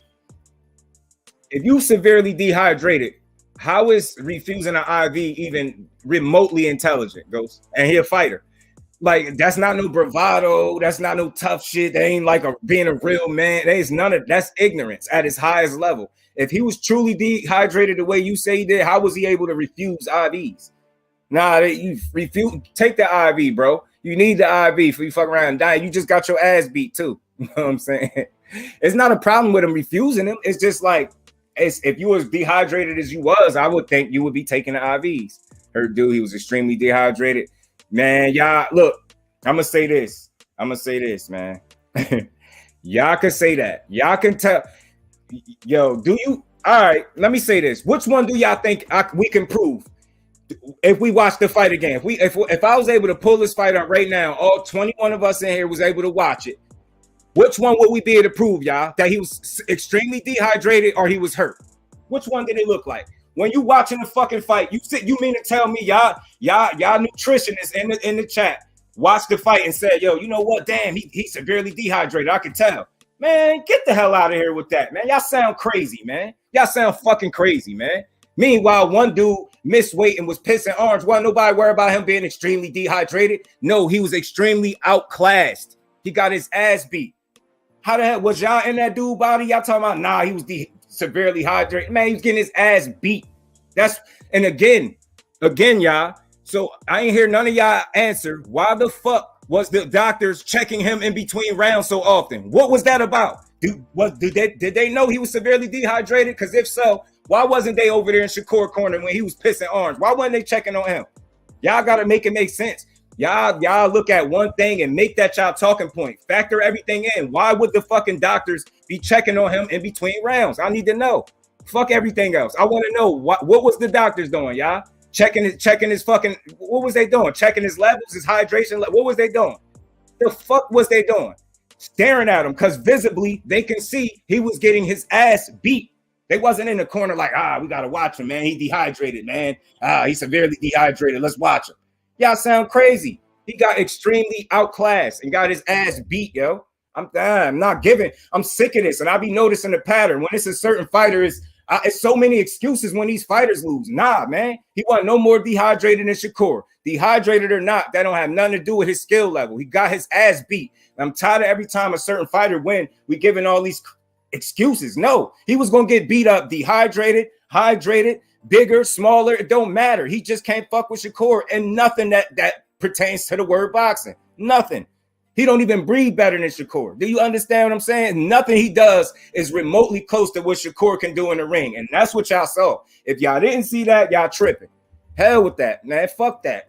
Y'all done became nutritionists overnight, man. Hell, why was the fucking doctors checking this dude repeatedly in the corner? I want to know, because I was there watching it. I'm like, yo, I kept thinking they was gonna stop it, because I'm like, yo, I said it to the dude sitting next to me. I said, yo, they've been in the corner every round. I don't even remember the rounds, but I seen him several rounds in a row checking on this dude. They wasn't sitting there like, damn, I think he's dehydrated, y'all. Let's watch him. He was getting his motherfucking ass beat. That's it. That's why they was in the corner. Y'all know that. Y'all know what they was looking like. Basically, like, yo, do you want more? Do you want more? Probably looked at his coach like, yo, you ain't shit for letting this man get his ass beat. EJ hurts motherfuckers. He breaks eyes, ribs, noses, all this shit, right? He was on Twitter talking about they need to stop it. Why was he saying that?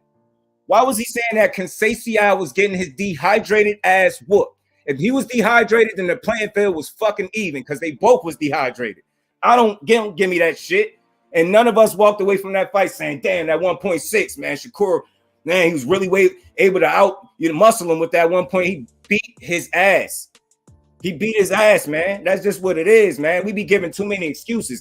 From niggas be sick. This nigga caught a cold. This nigga was dehydrated. Man, fuck Conceição. If he dehydrated and they was calling Shakur a weight bully, what he dehydrated from? He wasn't dehydrated against Oscar Valdez. Do he need to move his big ass up? Because why was he dehydrated, y'all? Because they was calling Shakur a fucking weight bully. And he made it easier for them to make that fake ass claim when he missed weight. Now they could all say he was trying to stay down there to have an advantage. I start hearing weirdo shit like that. Big Texas, what's good, my bro? What's good with you? Appreciate you for pulling up. Yeah. Shakur missed weight. Of course, he wasn't dehydrated. So what? You know, if you piss orange, that's severe dehydration. You do know that. You know that. Like, that's not even up for debate. It ain't a matter of what we think. That's a fact. I done dehydrated twice myself. Trust me, I know.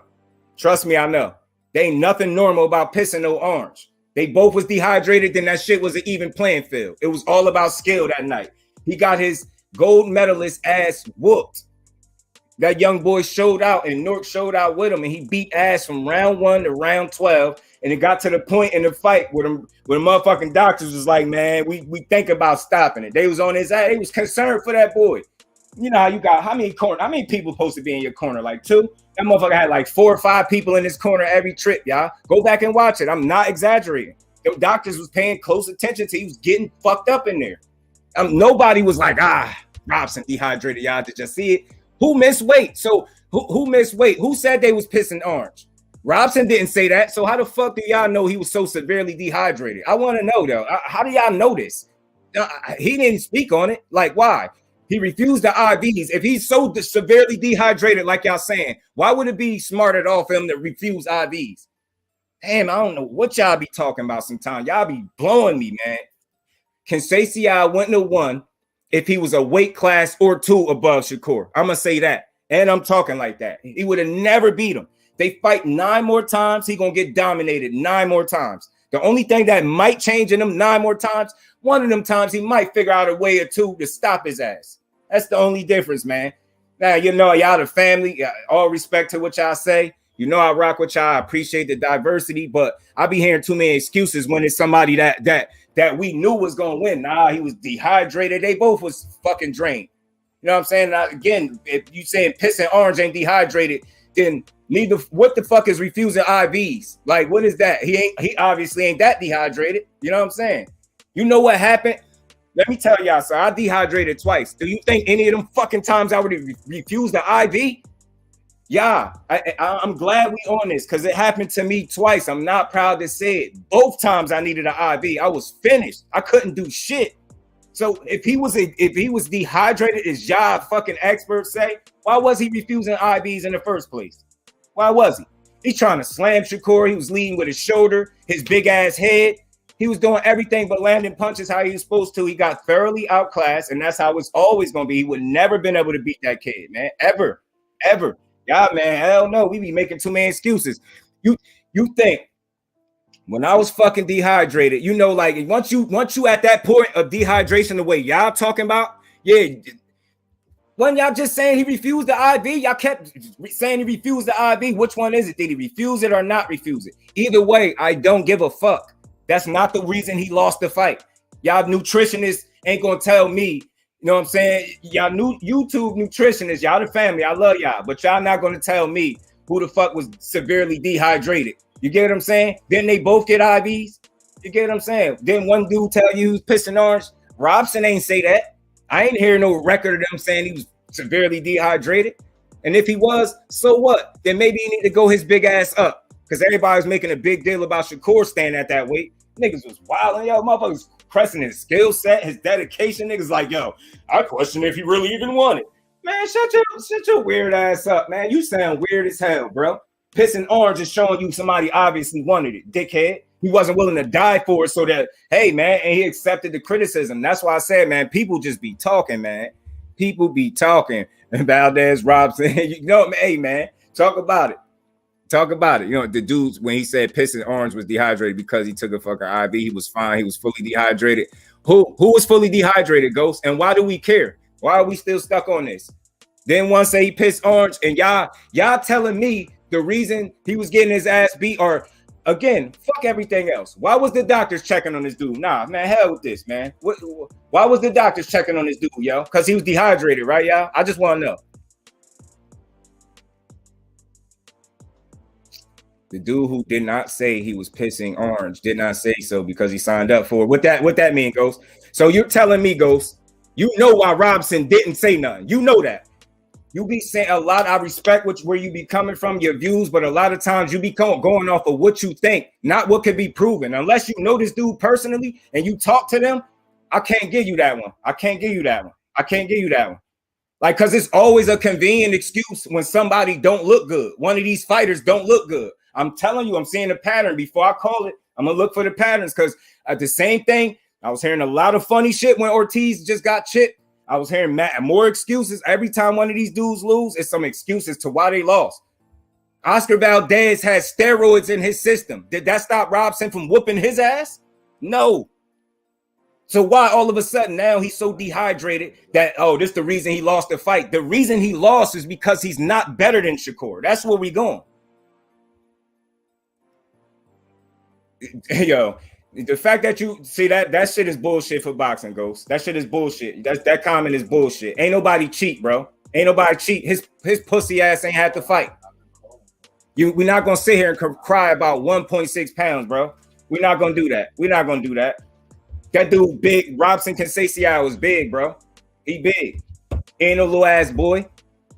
Ortiz lost. Nah. I heard excuses. He was injured. This and that. I heard it. Matter of fact, pardon me, it wasn't Ortiz and Ruiz. It was Ortiz and Charles Martin. It was Ortiz and Charles Martin. I heard plenty of excuses as to why Ortiz looked bad. And one of the last excuses they made was him being old.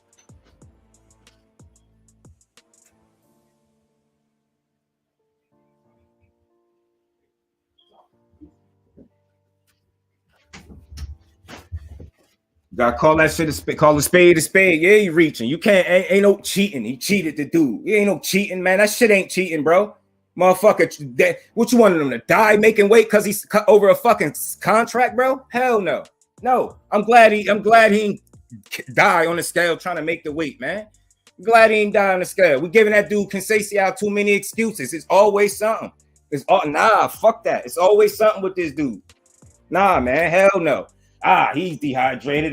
He took the IV. I don't give a damn. He was y'all know the minute they said that his opponent was Shakur Stevenson, you could have pretty much put an L in his column. Do y'all know that? Do y'all know that? And y'all know damn well, weight or no weight, who in here thought weight or no weight, hydrated, dehydrated, whatever, who would have thought that Robson Conceição had any chance at beating Shakur realistically? So what is we talking about at the end of the day? It's all nitpicking and back and forth, man. I'm tired of that. That should be fucking up the entertainment. Every time somebody lose, we got to factor in all this imaginary shit. He lost because of that. He lost because he had no chance at beating Shakur Stevenson. Let's just be real. He ain't even have a puncher's chance, if we being honest, because he ain't punching like that. So his realistic chance, the only chance he had at beating Shakur is hoping that maybe him trying to make the weight made him less of a fighter than what he really is. Outside of that, you can miss it. You can miss me with it. He got his ass beat.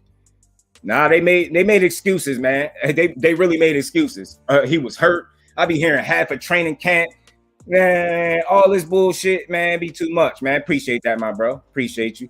Pull up and go pop. Don't cheat the dude. Nah, ain't no cheating, though. That's not cheating, bro. Like what Tyson Fury did, the shit that he been accused, that's cheating, bro.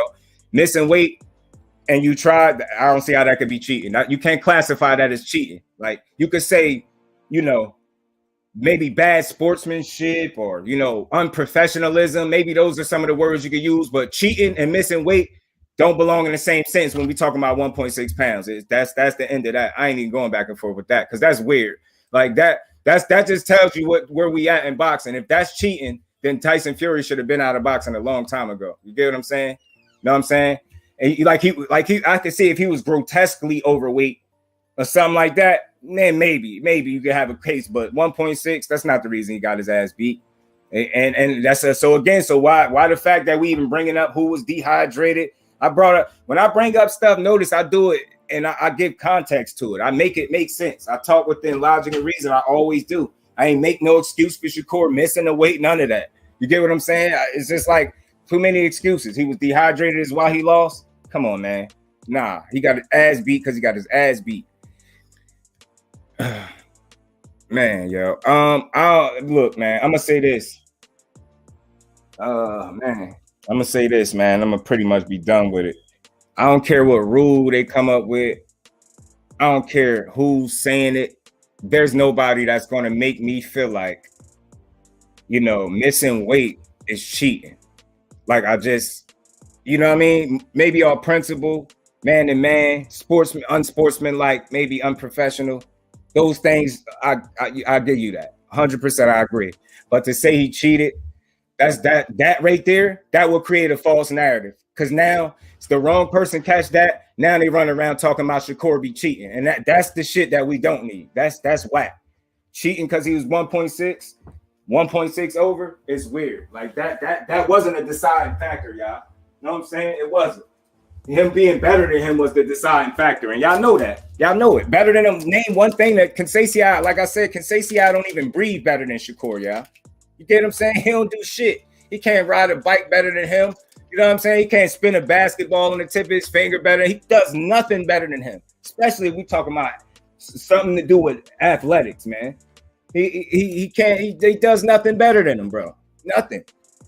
So Ghost, I respect it, and I appreciate you as always, bro. You feel like that's cheating. Maybe you coming with a different set of principle, but for me, unprofessionalism, unsportsmanlike, that's some fucked up shit. Like you should know better. All that stuff is true. Cool, but cheat Because what were they supposed to do? Call the fight off?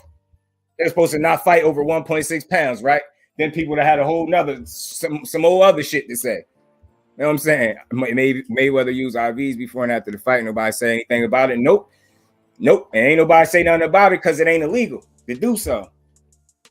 So it's a good chance I was cooking. I might have misread. Maybe I misread the way y'all use IVs, but I could have swore somebody said he refused the IVs after the fight or whatever the case. Or maybe y'all said he took IVs after the fight. That never was my issue. I didn't give a damn about his IVs because from what I understand, they both took them. So it was no argument. That wasn't a focal point for me. Somebody else brought an IV saying that he was severely dehydrated or some shit.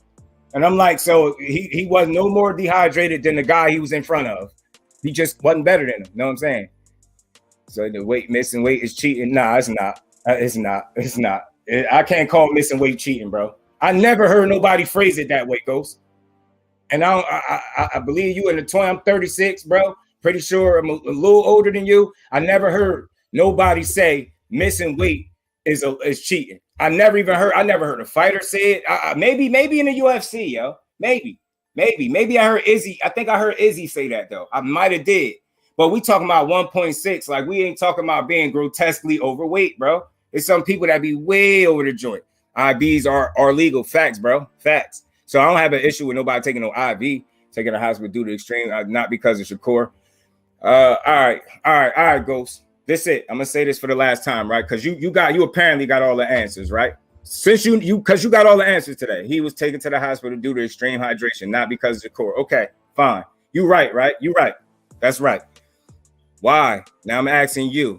Why was the doctors staring at him in between rounds so often?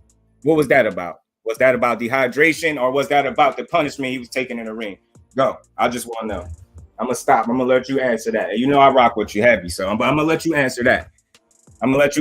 Why was the doctors? Because you going off of what you think. I'm going off what we could fucking visibly see. You get what I'm saying? I ain't saying he wasn't dehydrated, but he got his ass whooped too. He got his ass whooped. Don't just say, it was all dehydration. Dehydration wasn't putting them ones and twos on his ass, bro. That's all I want to know. If that's you right. He was extremely dehydrated. Shakur had nothing to do with it. Why would EJ say something about stopping the fight? Why would they be in his corner staring at him in between rounds so often? Why? What was that for? Because they knew his hydration levels was low? Tell me I don't make sense. Just tell me when I'm not making any sense to you. People got to understand to separate their opinion and what they think from reality. That's not the same, bro. Your perception is not always reality, especially from the set of eyes people be seeing from, because I was physically watching him break this man down and dude looking like he was about to quit. Salute to Ashley's corner for pointing that out. He did look like he was going to give in. He did. I just want to know that. Nah, man. Why was they checking on this dude so many rounds in a row? I want to know. That shit ain't had nothing to do with no fucking dehydration, man. He was getting his motherfucking ass beat. Damn, man. If you can't admit that, that's bogus. 1.6 pounds ain't the reason. Yeah, all right, it's cheating, right? It's cheating. But is it the reason he won? Hell no. He's head and shoulders above that dude. It's not even close. It's not. It's fucking not close. That's why he got his ass beat like that. Man, appreciate you, Mike. Appreciate you stopping through, family. How you feeling, Brody? Man, I just want to know, man. I just want to know. You know, we know where you got it from. That's why we here. You know it, man. Y'all can say whatever opinion y'all want. No. Ghost, follow me. Because now you moving the goalpost, bro. I agree with you. Missing weight is cheating, right? Shakur cheated, right? Shakur Stevenson cheated Robson Conceição, y'all. The reason he beat Robson Conceição is not because of his skills, y'all. It's because of the 1.6 pounds that he cheated. And I'm gonna go even further, y'all. Do y'all know Shakur Stevenson missed weight on purpose, y'all? Do y'all know that? While I'm at it, do y'all know he gave up his 2 belts and his leverage on purpose? Do y'all know he did that? I'm pushing that. So I could just say that, and that's true, right? Nah. Cheating. All right, missing weight is cheating, right, Ghost? But again, Ghost, I'm talking to you, my bro. Why was the referees checking him in between rounds? The doctors, excuse me. Why was the doctors checking him consistently round after round while he was getting his ass beat? If you could tell me that, then I could rock with you. Yeah, he missed weight and he cheated, right? He gave up his belts on the scale. He intended to come overweight. He did all of that. just so he could beat this dude ass that he was head and shoulders above from the rip. And we all know that. Nah, Ghost. No, I'm agreeing with you. Missing weight is cheating. Why? I still ain't get you to answer. Why? Why is missing weight cheating? How is it cheating? And I want to know more so. I really want to know. Why was the doctors checking him between rounds, round after round? Why? I want to know that. Y'all give me a second.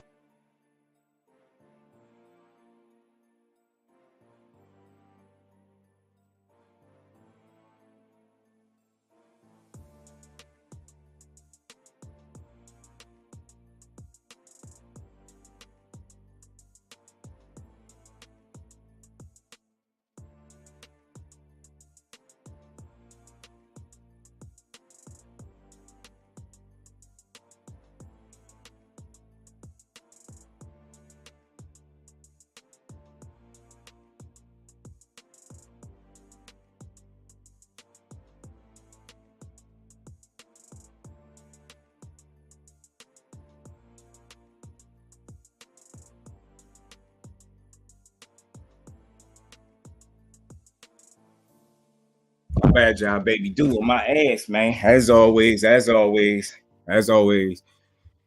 not only that, he got his belt took. Yeah, he gave up his leverage. I don't think he would have did it on purpose. There were a whole study of weight cuts. I got you, Ghost, because I already know how you come, but still, documented weight cuts just so you can see what the final. Yeah, then that's cool, Ghost. I'm with you. And I know you're gonna load me up with DMs. I already know how you coming. But I still want to know, Ghost. I ain't letting you off the hook. I want to know what was the purpose of the doctors and the referee looking in his corner round after round. What were they doing that for? I just want to know. MP, my bro, what's good with an MP? Appreciate you pulling up. Don't try to slip out of here, Ghost. Don't try. Why was they checking on that man? It ain't like they had a meter reader like, yo, his hydration level. You got to watch him. It was like, man, this young boy beating his ass in North New Jersey, boy, in this Prudential Center. He here whooping on him.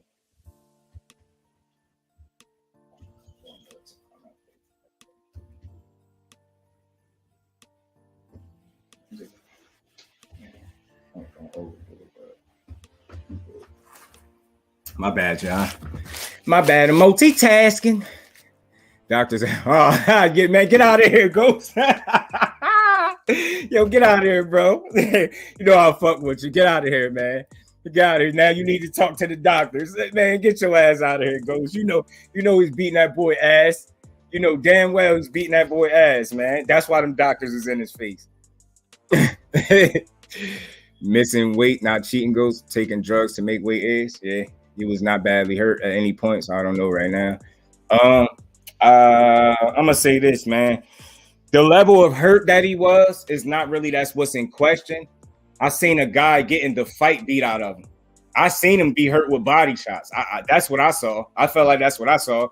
I ain't gonna say he was severely hurt, but he was. You get what I'm saying? I think we crossing wires right now. I'm not saying he was so severely hurt. I'm saying he was hurt and getting outclassed to the point where the referee and the fucking doctors kept a close eye on him in between rounds each time the round ended. And they didn't do it just once or twice. They did it several times. That's something I kept talking to the dude next to, like, I wonder why they keep checking on him. I'm like, I think they're going to stop it or something. And you get what I'm saying? Then you got EJ, who's an actual boxer, saying the same thing. Man, they need to stop it or something along those lines. He mentioned something about a stoppage. All I'm saying is, why do you think he said that? Dude was getting his ass beat, yo. He was dead. They was calling him a dead man walking. What they were looking, yeah. But you come on, you trying to be too technical, Ghost. You ain't gonna outsmart me with that. That's bullshit, bro. You know how to speculate. You know why doctors stare at you in between rounds. My cousin here, he boxed before. I'm pretty sure I could ask him why would the doctors be checking on you in between rounds, bro? That's pretty obvious. The fact that you're not trying to admit that is bogus because you're an intelligent dude, Ghost. But the fact that you trying to play me and be extra technical, I need to talk to them to know what they were looking at. Get the fuck out of here. They was looking at Robson Consacci out getting his motherfucking ass beat from pillar to post. That's what they was looking at. And they was looking at the motherfucking his coaches like, man, y'all ain't gonna stop it because we just might. You know that, Ghost. And you know it's all love. I rock with you heavy, but you know you lying, man. You know damn well why they was doing that, bro. Oh, Conceição? He made weight. I heard some shit about. What he was dehydrated. Yo, I don't know. He's supposed to be dehydrated, made weight. I don't know. He didn't look dehydrated. That's what I'm saying. That ass whooping definitely contribute to the way he felt after the end of that fight. To say that it's all dehydration is a extreme disservice to the sport of boxing. He was getting his ass whooped. Period. He was getting his ass whooped. He was getting pieced up, as my sis like this always say. He was getting pieced up, man. You know what I'm saying? You know, when doctors coming in the ring to look at you in between rounds, it is because they see something in there. And I'm not saying that he was so severely hurt. Nah, I'm saying he was hurt. Them body shots was stinging. Some of them uppercuts did some work. That's what it looked like. He looked like a dude that if he wasn't mentally strong, he would have folded. That's why I respect him, because he did not quit. He never quit. So I understood why they didn't stop it. But I also understood just by looking, they was observing him. I'm fucking watching him stand right in front of him. What else could they be doing in front of him? They looking and making sure he good in between rounds. They like, yo, should we stop this shit or what? I mean, this little debate was one of the questions, so you could cheat, get caught, and still have a fight. That's real cheating, MP. Salute, my bro. Appreciate you for adding that. That's real cheating, what my bro said. You know what I'm saying? That's real cheating. Shakur beats people up like Herring and Valdez. Facts, Mike. You know it. Nah, but listen to me, Ghost. Listen to me. They didn't stop it, and I'm glad they didn't, because I think if they would have stopped it, it would have been. It was a certain point where if they would have stopped it when he was like pressing them and breaking them down, and dude just wasn't really getting shit off. Where if they would have stopped it, I wouldn't have said much. But the fact that they didn't, I understand why they didn't, and I was able to see more of the fight and appreciate it. I ain't saying he should have been stopped. What I'm saying is he was getting styled on. He was getting his ass beat. They was checking on him to make sure he was good, though. That's like an honest observation. Like, they wasn't over there to fucking because they was friendly as hell. Because if that's the case, why wasn't they ever in Shakur corner? Never. They never went to his corner. The doctor never stood and looked over at him. That's all I'm saying. That's common sense right there, bro. We don't really need to talk to the doctor to know what they was looking at. They looking at a fighter that's getting severely outclassed. And the few times that they was in the corner, it was around the times where he looked like he hurt him a little bit. You get what I'm saying? So it was one of them situations where, and we've all seen it. How many of us in here seen us fight get stopped because somebody getting outclassed? And there's no reason for them to continue to just get their ass beat. You done seen towels get thrown in. I'm not saying they were supposed to do it, but we seen it. You understand what I'm saying? Didn't the challenger still want to fight? Man had an entire day to rehydrate. And he made weight. So I don't understand how we know this. I don't know. He ain't speak on it, but we know. You see what I'm saying? I find that a little bit odd. Did his team speak on dehydration, or did he speak on it? Anyway, all right, Ghost. I want to know, because I didn't hear nothing. The first time I heard this dehydration shit was in here. I think it was Chop, my bro Chop, and my bro Ghost. I think it was y'all that said dehydration, I think. I never heard nobody say he was dehydrated, ever. I didn't hear that. I didn't hear it. He got them IVs because he was getting the fucking juices beat out of his ass. That's what happened. They said, we seen this 12 rounds. When did he get the IVs? After the fight. I think when the fight was over. So that's how they said that he was dehydrated because he got IVs after the fight. They wasn't giving him no water during the fucking. Yeah, and that's a way to get dehydrated. You sweating all your shit out. Yeah, exactly. Trying to be bravado. That boy was worried. He wasn't sipping water in between rounds. Yeah, Shakur was styling on him. Shakur was putting fisticuffs on that man, yo. The crazy thing is, it's hard for a boxer to get dehydrated during the fight. Yeah, because you get 24 hours to rehydrate. Somebody else just said that. Now I don't know if y'all can hear Cuz. I know my mic good as hell. He's sitting here, and this is coming from a boxer. This is coming from a fighter. Once a fighter, always a fighter, man. So you had 24 hours to rehydrate. Why are you so dehydrated? Yeah, and you made the weight. You get what I'm saying? And if him and his team didn't say he was dehydrated, then where did this shit come from? How do we know? Somebody made it up. Nah, bro, that's bogus. You get 24 hours to rehydrate. So bro wasn't dehydrated then like that. Nah, that's what I'm saying. And that's all I'm saying. Ghost, I know he going off principle. And just to be honest, I think I did hear the UFC fighter out of Adesanya, Izzy, he spoke on guys missing weight. And I think he said it's cheating. He was real like adamant about it's cheating. It's cheating. I say I get why they say if you're doing it intentionally and you're coming multiple pounds overweight where you clearly trying to have some type of advantage, yeah. But when you try to make the weight and just couldn't, I think intent matters. I think it do. Morally, Prince, did you try? Like you did? I think that matters. They wanted Shakur to they wanted him to they wanted him to get on the scale to show his weight before the fight. He said, nah. Nah. I ain't doing it. Nah. I ain't letting y'all niggas know. No. It's just another thing for them to say. Yeah. Nah. No. Nah, we gonna do this shit one time. I'm gonna tell y'all. He had to tell his grandfather too, because they look like, remember, they was pulling the thing out when they cover you up while you strip down. He was like, nah, I'm good. He was like telling him, told him I'm my health first. He was like, nah, I'm good. So yeah, man. Because no matter what he did, a pound ain't gonna come off. But ultimately, I think when it's all said and done, man, you know, that was definitely an interesting back and forth with y'all, man. See, that's what I'm all about, and I'm glad. You know, we men in here and we real boxing fans, you know how to not take nothing personal.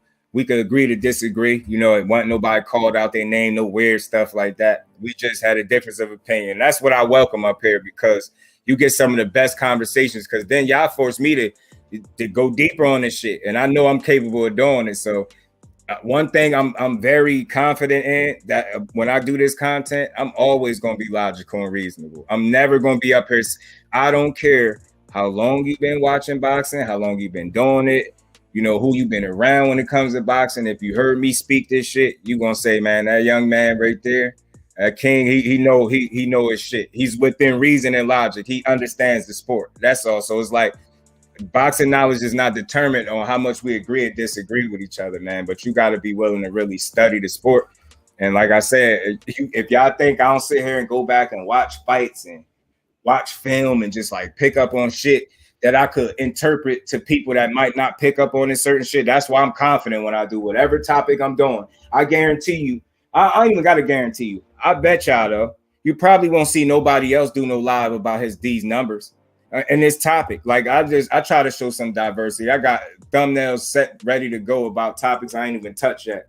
You know what I'm saying? And these, fortunately for some of these topics, they don't have a cap or a time limit on when I could discuss them. It's just ain't nobody chopped it up yet about these topics, and I could do it. Ain't nobody gonna bring up these numbers, but people will make a video and talk about how they was bored or how he's born, but they're not gonna tell you how boxing really supporting this young man.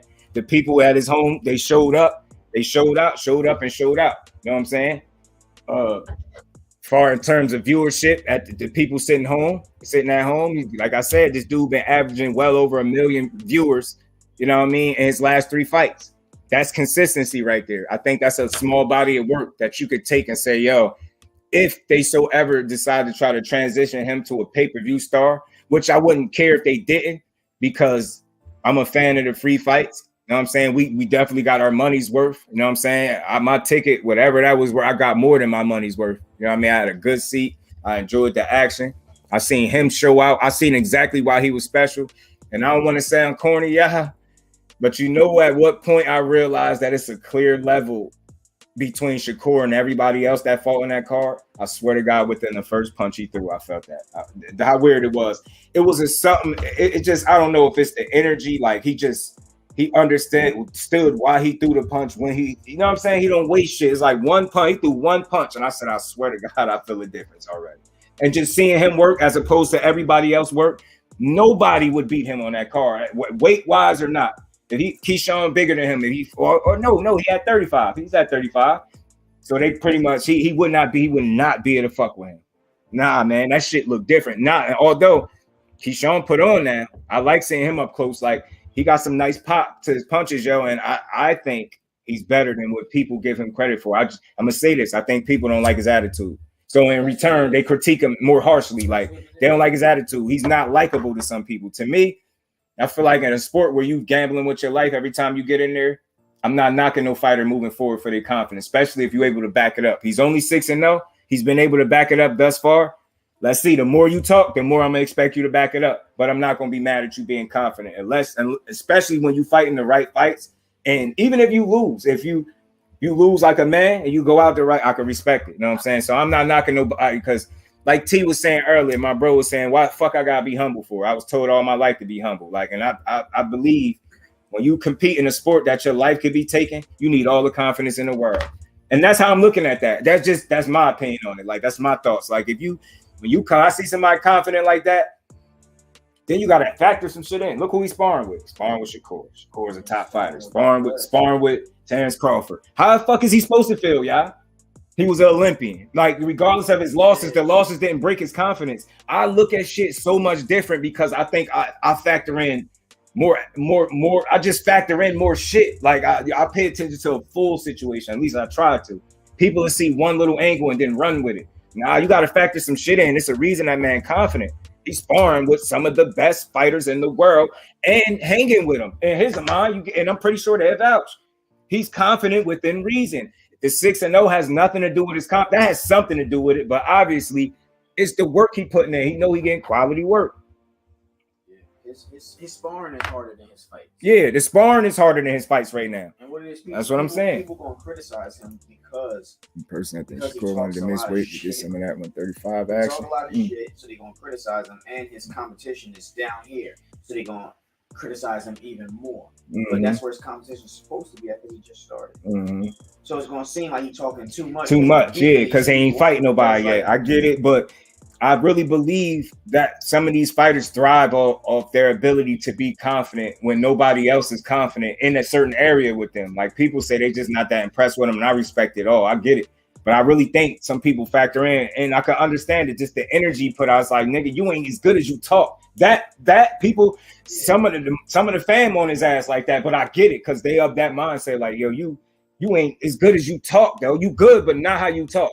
So that's what he got to deal with. He got to kind of balance it out a little bit. Still be you, talk your shit, but walk your shit while you talking it. I feel you, Mike, but for me, I feel like he wouldn't do it because he's been so professional throughout his career, and he's not above criticism. And I know that he understands if he missed weight, he understood the criticism that was going to come with it. And I think the fact that what I like that. What the on the bottom? Nigga said, me personally, I think Shakur wanted to yeah. Oh no, that's the fan. That's Mike. Yeah, I told him, but I see. That's why I say when somebody have a difference of opinion, I read it, I welcome it. It's cool. I'm not gonna tell you, well, Mike, you wrong, man. I'm not even gonna tell him I disagree with him. I say I feel you. I understand why you could think like that. Who at 130? But I could just nobody for real. Shakur Foster.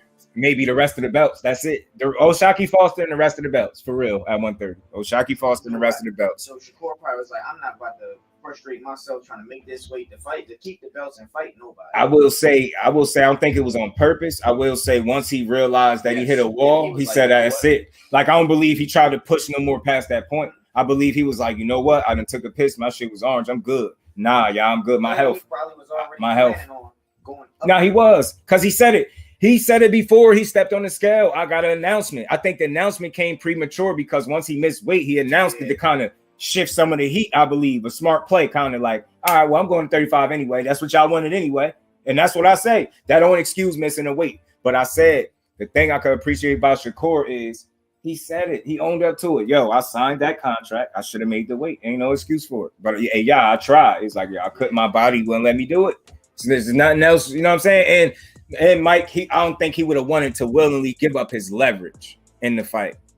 Get what I'm saying? Giving up his leverage would be a bad thing. You know what I'm saying? That nigga like me in my hometown. Nobody really want to fight down here. I gotta move up anyway. I can't make this weight. Let's move up, and we gonna go fight the nigga. Go fight the people that they said he need to move his big ass up. So I said, hey, he right on cue. He going to move his big ass up.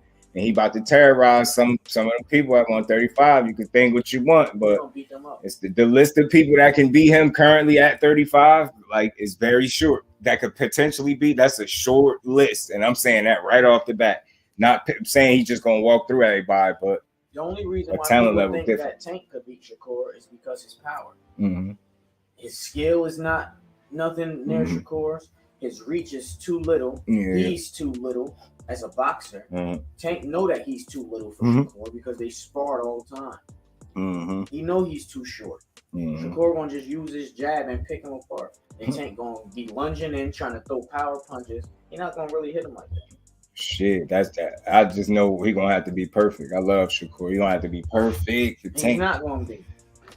Oh, you said damn near. Yeah, Shakur gotta be damn near perfect. That's always the scary element like that. But I say this: if it's any fighter that I'm the most confident that has the ability to be the closest to perfect, not saying he's gonna be, because he's not gonna be. And you better hope when you imperfect and he capitalized, that ain't at the wrong time, because that NyQuil, that sleeping pill that he got in both his left and right hand is something crazy. So I say he's the closest to it. Simply because of his ability to be able to not only lower your punch output, your connect percentage, and just make you miss constantly. He's been able to do it on par, like getting hit in this fight. He was right on par with his defense, getting hit a little 5.1 times around. It was a little less than that. I truly think it went a little higher because Valdez hit him more than anybody else had hit him.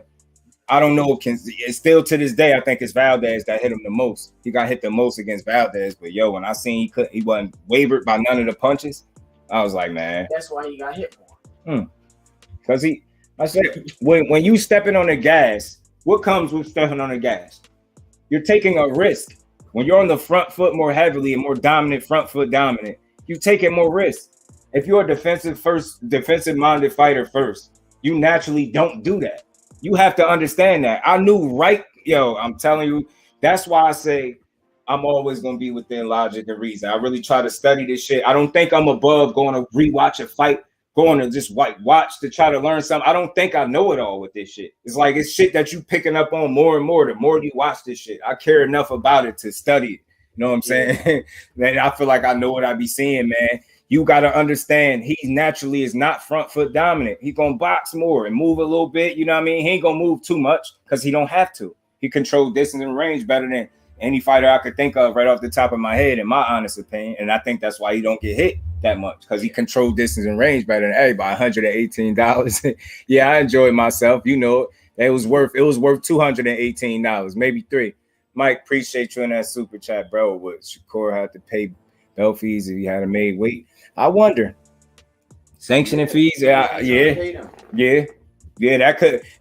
See, that's an interesting question, Mike. I'm glad you said that, because that could be a reason to not. I'm still not gonna say he did it on purpose. I'm gonna say that could be a little small kind of incentive to kind of not make the weight. You get what I'm saying? Just like a deal breaker, like, and I ain't got to do this. I mean, it could be an angle. I don't want to pay the sanctioning fees. 2 weeks prior to the weigh-in, they knew that he couldn't make it. I could believe that.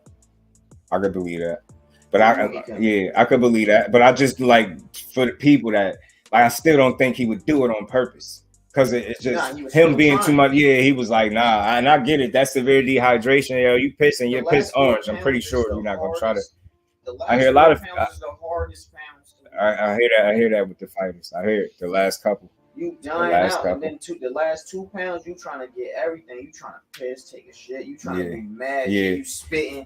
And as a result, fighters be saying they be more cranky at that point. Like they be cranky until they able to like make the weight and then eat, and they be like, all right, I'm good now. Because other than that, mom would be starving.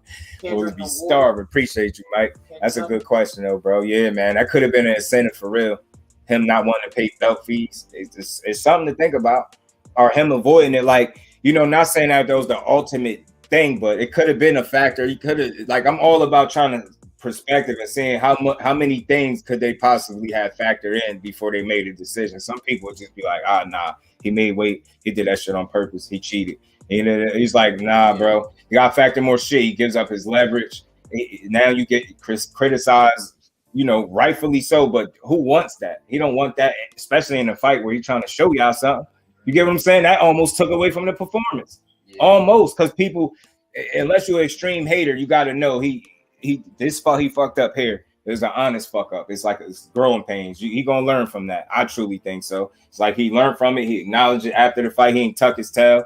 He said all the shit that you want your fighter to say. Acknowledgement, self-accountability, and you just own up to it. Don't make no excuse for it. Just tell you what it is and then tell you what he's doing next. And it's like, can't be mad at that. Had he sat up there and made a bunch of excuses, then I'll be looking at him like, bro, he's like, yo, I tried. It's like he's been, you know, that you got 19 fights. So you separate this one, he would have 18 over here, this one fight. He's been professional 18 other times. So you think I'm gonna just throw his whole career, reduce his whole career to this one moment where he missed weight and try to make that the highlight of his career? That's weak. That's weak shit. Call him out for it. Hold his feet to the fire. You know what I'm saying? And then move past it. Don't harp over because you're going to make it worse than what it really is. And I know when people are making it worse than it is. Get a man the credit that he deserves. He's one of the most skillful fighters in boxing. I think he is a generational talent. I do. I think he got it all up here. It's not just what he do in the ring. It's outside. It's the mentality. It's like Boots. I feel like Boots are one of them too. They're gym rats. Now, I know he sparred Boots. So I'm pretty sure Boots let him work on some shit because that's dangerous all the way. But just look what he do. The fact that he's willing to even try to work with him. I used to watch these niggas really spar. And they be trying to get each other. I think that I heard I think he called Shakur with a body shot. Shakur was like, "Oh, he said, oh, this Boots. Let me chill." So now it's kind of like he like, let me chill. They know how to work with each other. Yeah, I know Boots know how to work, just like him sparring with Jared Anderson, the heavyweight. They know how to work with each other. But that's the element. That's what makes him great. The fact that you're even willing to get in the ring with somebody that's Jared Anderson to punch you through the ring, bro. But the fact that you're willing to even get in there and just try to work and see what you could pick up from that, you get what I'm saying? I think it's dope. You fighting the Boots and his people. Boots beating the absolute dog shit out of people. To me, that's why I think he beat people so convincingly to this point. I think people still feel like he hyped. I think it's beyond that. I think you got to look a little bit deeper. You got to understand, all right, these dudes ain't in their physical primes and all of that stuff. I get it. But it's how he beating. They're not even winning a second of any round, if that. All right, Lipinets got some shit off, but again, he was taking chances. He never hit Boots with nothing that phased him. He was just too severely undersized, I think, too. But and taking more chances, you're going to get hit. That's just natural. That's the name of the game. You take chances, you're going to get hit. But if you can still take these chances and not go outside of yourself to the point where you get knocked out, you're smart. That showed me another level. And that's why I used the Devin Haney fight as an example when he fought JoJo. He went outside himself in that specific fight. He wanted to be more entertaining. So then he stayed on the front foot. In doing so, JoJo was able to walk in without a jab and keep catching them with left hooks. He was eating them joints. I could pull it up, like, you know what I mean? I could find the video and pull that little shit up where he was getting clipped with them left hands. I'm like, that's clean. But I'm like, you don't hear people saying he can't fight Tank like that. That's how you know the level. You could praise the fighters how you want to, but the expectation level is different. Because after Shakur fight, only thing y'all saying, he can't fight Tank like that. Y'all ain't say that after Devin Haney fight in Australia with Kambosos. I ain't hear nobody saying he can't fight Shakur like that. He can't fight Tank like that. I ain't hear nobody say that after JoJo. I ain't hear that many people, because I ain't gonna lie. I heard a couple people saying he can't do that if that's Tank. Because it's easy to pick up on, because it's the left hand that he was landing. And he was dipping over. He kept like dipping over to his right and getting caught. You're right, take left. Left hand, sleeping pill. They waking you up. It's like, you know what I'm saying? About it, like, when Shakur and Tank be sparring, they be sparring with 16-ounce gloves. Yeah, them big fat shit. Yeah, that difference is gonna be them 8s. He'll punch your arm, whatever he hit is gonna. Yeah. But I just don't think Shakur's gonna stand in front of him. Yeah, I heard it too, T. I'm with you. He's not gonna stand in front of him. I heard the JoJo one. I just ain't hear it with Kambosos. See, we be on it, bro, and I be hearing you when you be cooking too. Bro, be dropping a lot of shit before people do. And a lot of perspectives, people be a little late to some of this shit. But as we grow, man, more people gonna hear, because they hearing, like, if nobody else hear, you know, I be hearing you. Yeah, I definitely heard it with JoJo. I heard he can't do that with Tank, but not with Kambosos.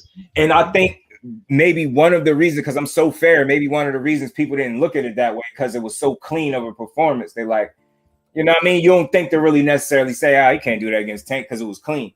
But I'm trying to say the same thing. He was clean.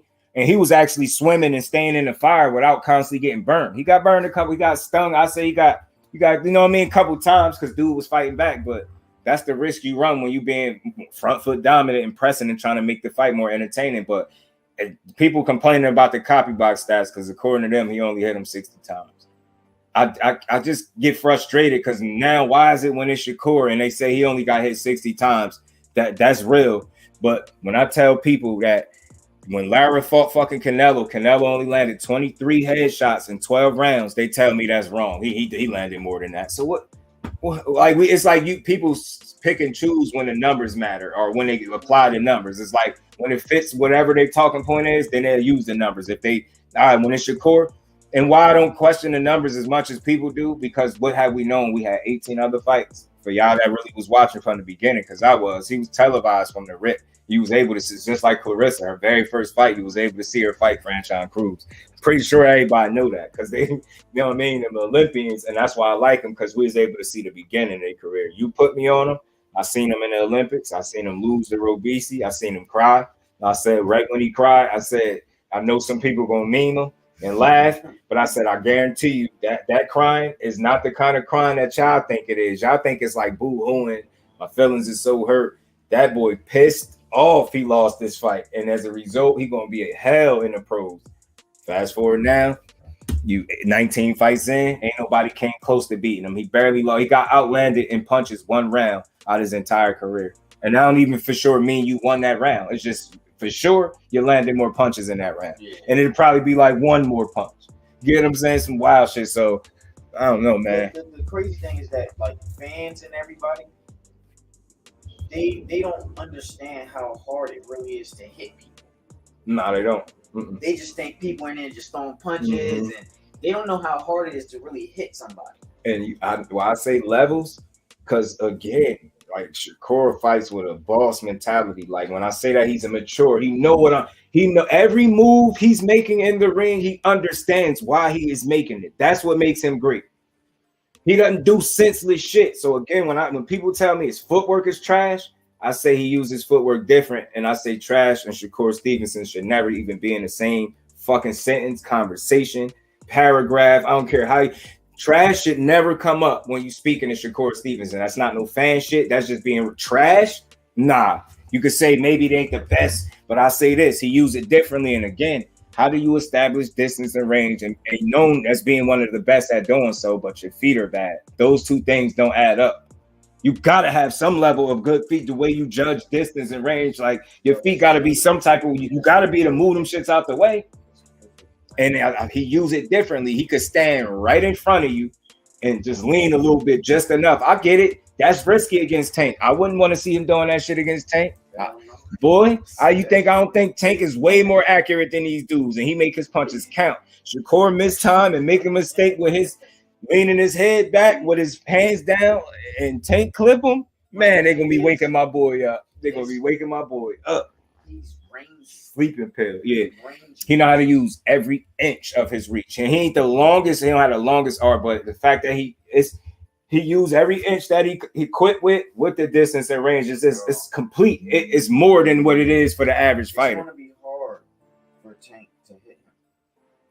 It's going to be hard for a lot of people to hit him. Hold on, y'all. Give me 2 seconds.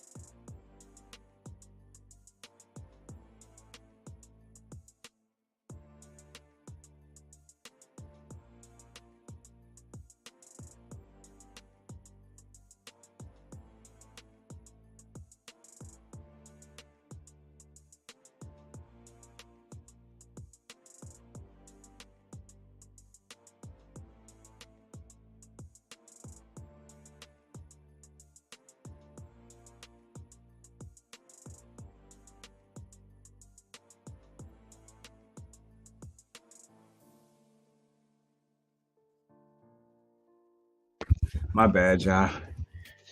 My son been on my back. I'm like, I'm gonna get to him street fight. See, that's what they be acting like they be wanting to see sometime. Like most of these can't take out Shakur trash. You get what I'm saying, T? What I'm saying, bro?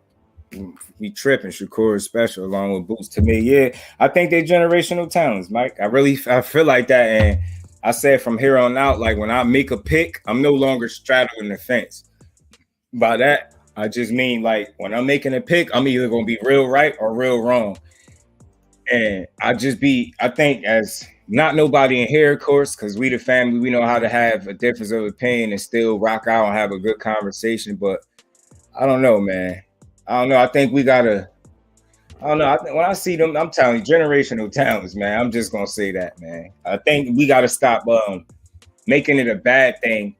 Like if I come out and say like I think like because some people might say I'm crazy for saying this, but I think.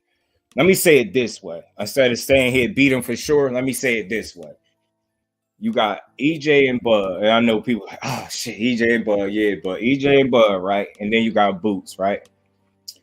If Boots was to fight either of those guys, like say they got anytime soon, say in their next fight, they get a full training camp, whatever, they prepare like they do for any fighter. If Boots was to fight either Earl or Bud, he would give both of them hell right now. Do I pick him to beat both of them? Absolutely not. I don't. Not right now. Definitely not EJ because it's styles. I feel like EJ has a style that will be able to eliminate Boots' ability to think in there. I think as a result, he'll be able to force Boots to make more mistakes than he's used to making, which could then result into him losing the fight or losing rounds in the fight. You get what I'm saying? But I think stylistically, Crawford, they both will be tough, but I think Errol Spence is a tougher fight stylistically for Boots than Terrence Crawford. I think Terrence Crawford being a natural like a boxer, and I keep saying this, I don't hear a lot of people speak about the dude rhythm. I know that you probably fighters would probably say we all rhythm fighters. No, he really relies on his rhythm. And the crazy part about it for his opponent, the bad part for his opponent, once he settled into that rhythm, good luck with slowing him down. If you don't believe me, you can watch any one of these Terrence Crawford fights. Once he's in rhythm and in gear, it's like, all right, now it's a fight. And because of how you know that's true, he was looked at as a slow starter early. To some degree, he's still looked at as that slow starter. I've seen him lose 2 to 3, arguably maybe 4 straight rounds early and then fucking dominate and get you out of there fast. Like, don't a few rounds later, he out of there. He gets you up out of there. I done seen him do it. That shit right there, that slow starting mentality, that could be detrimental against Boots. Style-wise, they're natural thinkers. I feel like Boots is bigger, stronger, just as fast, if not a tad bit, might be faster. It's just what it is. He's a natural big dude. I think he'd get Terrence Crawford fits in that style. He's a thinker too. And you think we all know what is Terrence Crawford? He's a counterpuncher, one of the best ones, right? That mentality, waiting for Boots, that's not a fighter you could wait on because he got every tool in his bag that he fucking need to be able to punch you somewhere. And he's going to be able to do it, and it's going to be hard. Like, it's a hard fight for anybody at any point. The longer you wait, the more susceptible you are to potentially losing to a Boots Ennis. If you think about fighting that dude, and I mean it, and I'm just that real to say it, you're a champion, you better fight him now. Get that boy more time to get better, and you done got old, and you done slowed down and tick, and he's still ascending, and you done kind of leveled out. It's only natural. He's gonna fuck you up, man. And I keep saying that, and I'm cool. Like if I'm wrong about Boots, yeah, I'm glad I got a channel. I'll be here to say it. But I truly, I ain't been this confident about a fighter since like a Shakur or a Tank. Like when it comes to their ability to get the job done. Period. I don't give a fuck how they got to do it. Like it's not just Shakur I rock with. I rock with a lot of fighters. I like Jahad Tucker. Got to see on that card. Bruce Carrington did his thing for Cash Flow. I was still headed there in Cash Flow fall, so I missed him, but I watched it. I watched it. I still found a way to watch it. So it was a full good card. Keyshawn did his thing. It was a full good card. So it ain't just me being like, I'd never be biased for Shakur. It's always shit to work on. I think he's just ahead of the curve and just being mentally mentally where he needed to be, that's what's going to get him that extra notch. Like, get what I'm saying? It ain't just what he do in the ring. He's smart, and it's not too many fighters right off the bat that gives credit to the opposition the way he do. He sees greatness in other people. He was one of the first people to give Tank his credit when the opposition was like, you know, he get hit a lot, da-da-da-da. Shakur was the first one saying he got IQ, y'all bugging. Oh, he could fight. He was the one saying that. Then it seemed like once Shakur said it, this is my opinion of it. Now it seemed like it's cool to say it. Shakur said it, that's one of the best fighters. All right, so it is cool to say Tank could fight. Now I've heard Devin Haney say it. I heard both of them go as far as saying their toughest fight. They both said Tank before. They both said it. But I've heard Shakur say like he think like Devin Haney too would be one of the tough fights for him.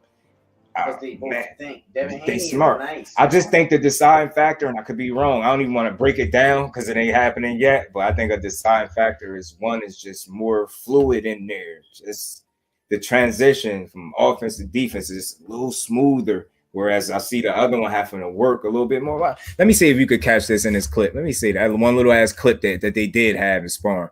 You seen it in this. You seen it in this. Watch. And let's see if you pick up what I picked up on. Like in this.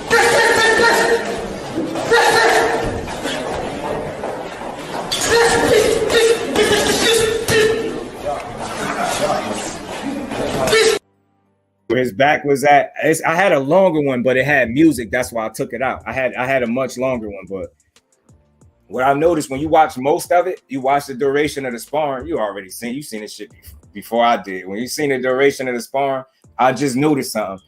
I try to pick up on shit. I watch with a clear head. I'm not favoring nobody. I like both of them. I'm not favoring neither one when I'm watching them. He gets Shakur. I knew he got some shit off right there. But when he was against the ropes, and he kind of willingly went there, he was able to do. When the fight was in the middle of the ring where y'all more than likely gonna be at, you was getting outworked, and it looked like you had to try just a bit harder to get to him. Whereas he able to look at the punch combination. Look at the first three punches, yo. Like how he just it was like a 4-piece, man.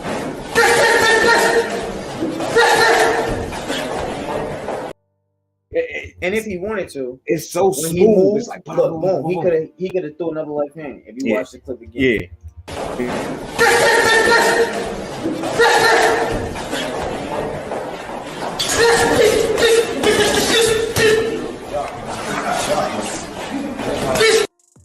Going for it. Haney was like, nah, nigga, hell no. And that's why I like it. So how is that not entertaining if you getting ebbs and flows of give and take? But I promise y'all this though, I could be wrong. The most competitive is going to be in the first quarter of the fight. I truly believe that. It's something with Shakur after about a certain amount of rounds. The way it's like now he gauged where he needed to kind of be to be able to stop you from hitting him the most. So it's like it's a fight. You fighting back, you're gonna hit him, but he's gonna eliminate that. Your punch connect is gonna drop, your percentage is gonna drop. He's gonna establish that range, and it's like good fucking luck and his fluidity in the punches. Like even with it, notice Dev stepped to him. He had to and kind of work where it's boom, boom, boom, and he could just get out the way. It's like Dev got to work a little bit. Maybe I don't know. It's the stance because he kind of got a wide stance to me. I don't know why he's playing slow on that. But it's crazy because you seen it. So many. But he blocked a lot of that shit. He really blocked a lot of that shit. He blocked a lot of that. Shakur gonna be jabbing him a lot. They see, but you feel like this gonna be a battle of the jabs. I said that early. They gonna be exchanging jabs early. I truly think so. It's gonna be a chess match. The first quarter of the fight is gonna be tick for tat. I think at some point somebody is gonna start to separate. I think, and I ain't gonna say it's gonna be by a whole lot because it's gonna go the distance. They're gonna box. And that's gonna make a big difference. So it's like after my jab, like I said, Shakur to me, taking Shakur all day. Now, me too, respectfully. I just think that pedigree, that Olympic pedigree, is something that kind of get overlooked with Shakur, and a lot of people mention it, but they don't consider it when they're mentioning it. It's not like much of a deciding factor. It doesn't factor in how y'all see him as a fighter to the people. To me, when certain people assess him, for me, I always try to mention that in the back, like that pedigree and fighting in unfamiliar territory or fighting the best of the best. That's all he know. That serves you. That's experience that you can't pay for that. You can't buy that.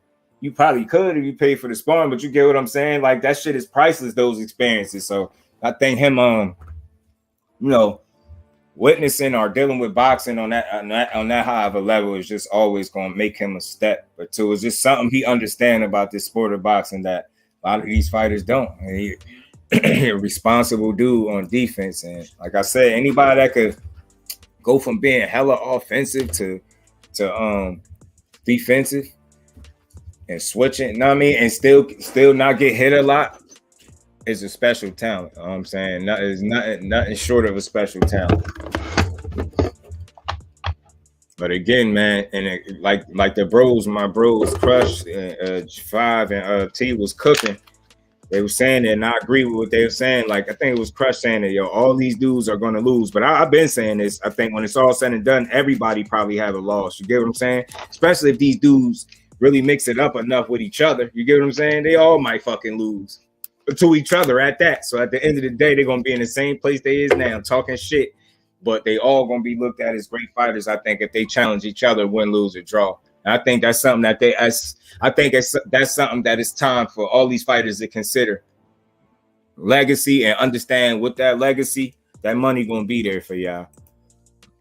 The ring generalship is off the charts. I keep saying that, and that's why I said I was surprised to hear somebody say his footwork was garbage or trash, or he got bad footwork. I was surprised to hear that, because when you think of, like I said, when you think of a Shakur Stevenson, trash and garbage and mediocre, those words don't come up when you think about him. Like, I ain't saying he perfect, you know what I'm saying? I ain't saying he could walk on water, you know what I mean? But he's just a very fundamentally, technically sound, a well-schooled kid. He understands the sport of boxing the way he's supposed to. Appreciate that though, Kurt, man. Appreciate you, Mike. I'm gonna let y'all get up out of here. I'm gonna get to the 2.5 mark, man. I appreciate this conversation. Definitely, I think was a decent one. The bro Ghost had me on one, and Ghost think he's slick too. Ghost think I don't know. He be doing that shit on purpose too. He probably laughing, typing all this shit to me, hearing me go in about this shit. I know it, and then he gonna come bombard me in my DMs with mad shit. I know how Ghost coming. But that's just always good to be able to mix it up with the family, man. Like I said, I always welcome y'all opinions and y'all energy. And without y'all, we can't do this shit. So yeah, T, he did it on purpose. I know you was getting a laugh because I kept seeing you typing something. Dog. He had me going, and I think y'all know he talking about this is a great show. He had me going for a minute. It goes crazy, yo. He got the skill to type some shit in the chat to make you just go off your shit for a minute, yo. He steered me right off the cliff with him, yo. I said, damn it. But I'm glad he know, I'm glad he mature about shit, and I'm glad that he know I respect him. It's all love, but I'm like, man, damn, man, cut my boy some slack. An ass was whooped that night. He told you he was gonna whoop some ass, and some ass is exactly what he whooped, bro. He whooped some motherfucking ass. You did. Dig what I'm saying? So, man, on to the next. Now his big ass is up at 35, where y'all saying he belong anyway. So.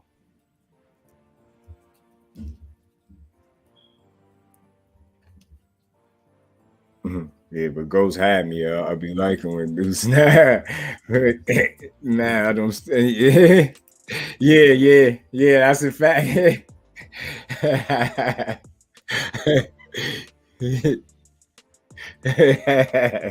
Yeah, right. It be having me for a minute. It is. I'm glad I do it in a way where I'm still considering the respect for the family. Like, I never go too left on them. But damn, that shit had me. Like, damn, Ghost. But I see you get like that too, so I know Ghost was gonna take it the right way. We seen somewhere talking about, man, this bitch ass nigga just shit like that. You know what I mean? I know Ghost ain't doing that. Like, he know it's all love because he know his shit. That's why sometimes I be surprised that he say some of the stuff he say. But we all are victims of what we think and our point of views. Like, you know what I mean? We all headstrong, as men. Like, we believe heavily in the shit we believe. So it's hard to change people's opinions, but I always say this. I don't aim to change my opinion, but I do aim to be logical and make you open your mind. I urge people that when they listen to me. Zoom, what's good with it, my bro? Too much back and forth on who wins this and that. Don't have our opinions, just like I believe Tank sleep both dudes. Others say I don't know boxing, and I'll just say they're just not respecting my opinion. And yeah, and I'm glad you phrased that, bro, because I welcome that, and I hope everybody understand that when they come here. I don't want mindless. I don't want zombies as supporters. Like, if y'all see something differently, join the conversation. You like, you notice, yo. Notice, I've been doing this 9 months, right, y'all? Y'all ain't never once really heard me, like, personally try to disagree with somebody and argue. Like, for that reason, like, mine's or more so would be a debate because I welcome other opinions. I don't think my opinion is more right than yours. You know what I mean? What I do think sometimes is I think I factor in more details when I give assessments of not only the fighters and just situations as a whole, but I think some people like to leave certain things out to make their argument. Me, I think I'm able to give a more level assessment because I'm factoring in more the details. Like I said, I try not to leave nothing out. Like, for instance, like I always say, simply put, you can't assess a fight and give a good assessment if you only critique the fighter in a negative manner. If you're only able to talk about what the fighter did bad, you have to be able to speak on the other side of that. They don't stop just at what he did bad. You know what I'm saying? But I'm gonna always respect y'all opinions because, again, that's what I welcome. I don't want y'all to just agree with everything what I say. And lately I've been challenging people whenever y'all hear me up here not being logical or reasonable. I swear, call me out. I promise you I won't snap. I guarantee you I'm going to accept it. But I already know myself. I'm always logical. I'm always reasonable. You know what I'm saying? I ain't never just up here saying a bunch of wild shit. And I don't mean people going to agree with me just because I'm reasonable or logical, but you're going to agree that I ain't up here talking crazy. What's up? I'm the one usually snapping facts. Every now and then I get a little heated. T got a good laugh out of me.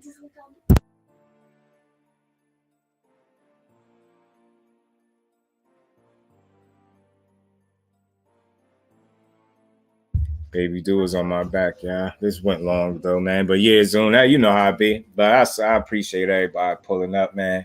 Think this was a good conversation. I had to bring this. I had to talk about this. It definitely was about more than the numbers, but I'm gonna just briefly touch on that. At the end of the day, I think I think I did a good job, and we had a good time, good conversation about Shakur in terms of whether or not he's born, because obviously somebody's watching. Like I said, his last 3 fights peaked at well over 1 million viewers in terms of viewership and on free TV. And being that I was physically in the building, they showed out for that boy. And I think this whole notion that he's born is a false narrative that I kindly took apart. And you know what I mean? I articulated a lot of thoughts, man. I think you're going to see more lives like this, that these the unpopular things maybe that people ain't talk about. Maybe this ain't EJ and Bud in the headline, but y'all going to know one thing over here. I'm going to always try to bring something that's going to make some people think. And if I could get y'all to, you know what I mean? If I get y'all to go back and forth, then my job is done. If I could get y'all to think, then my job is done. So I always tell y'all over here, I ain't here to break the news. I'm here to have a conversation. And we just had a conversation, man. A damn good one at that. So on that note, I'm going to let y'all people get up out of here. I appreciate everybody that came through. Salute to my TWT family. Salute to my bro Ghost. Once again, salute to my bro Mike Kirkland, Kurt T, you know, the whole TWT family. Everybody that was just in here, man. Appreciate all y'all stopping through. My bro MP. Like I said, man, y'all just keep on staying tuned. We're going to keep this content rocking. Hey, Kirk, we appreciate it because shit like that. Hey, man, I appreciate it. And that just gives us one more reason to keep, you know what I mean, waking up, having these conversations, man. Because at the end of the day, I always say it's only so much news you could break. After the news is the conversation. And over here, we all about the conversation. And like I said, we just had a great one. So again, peace and salute to everybody in the building. Y'all smash that button on the way out if y'all haven't. Mike, appreciate you in that super chat as always. Glad you enjoyed the show. You know there's gonna be more of them. Shit, I don't know. I might come back with something depending on how everything roll out. Let me see where everybody at, where they schedules at. But y'all stay tuned. Appreciate y'all. I'm gonna let y'all up out of here. Peace.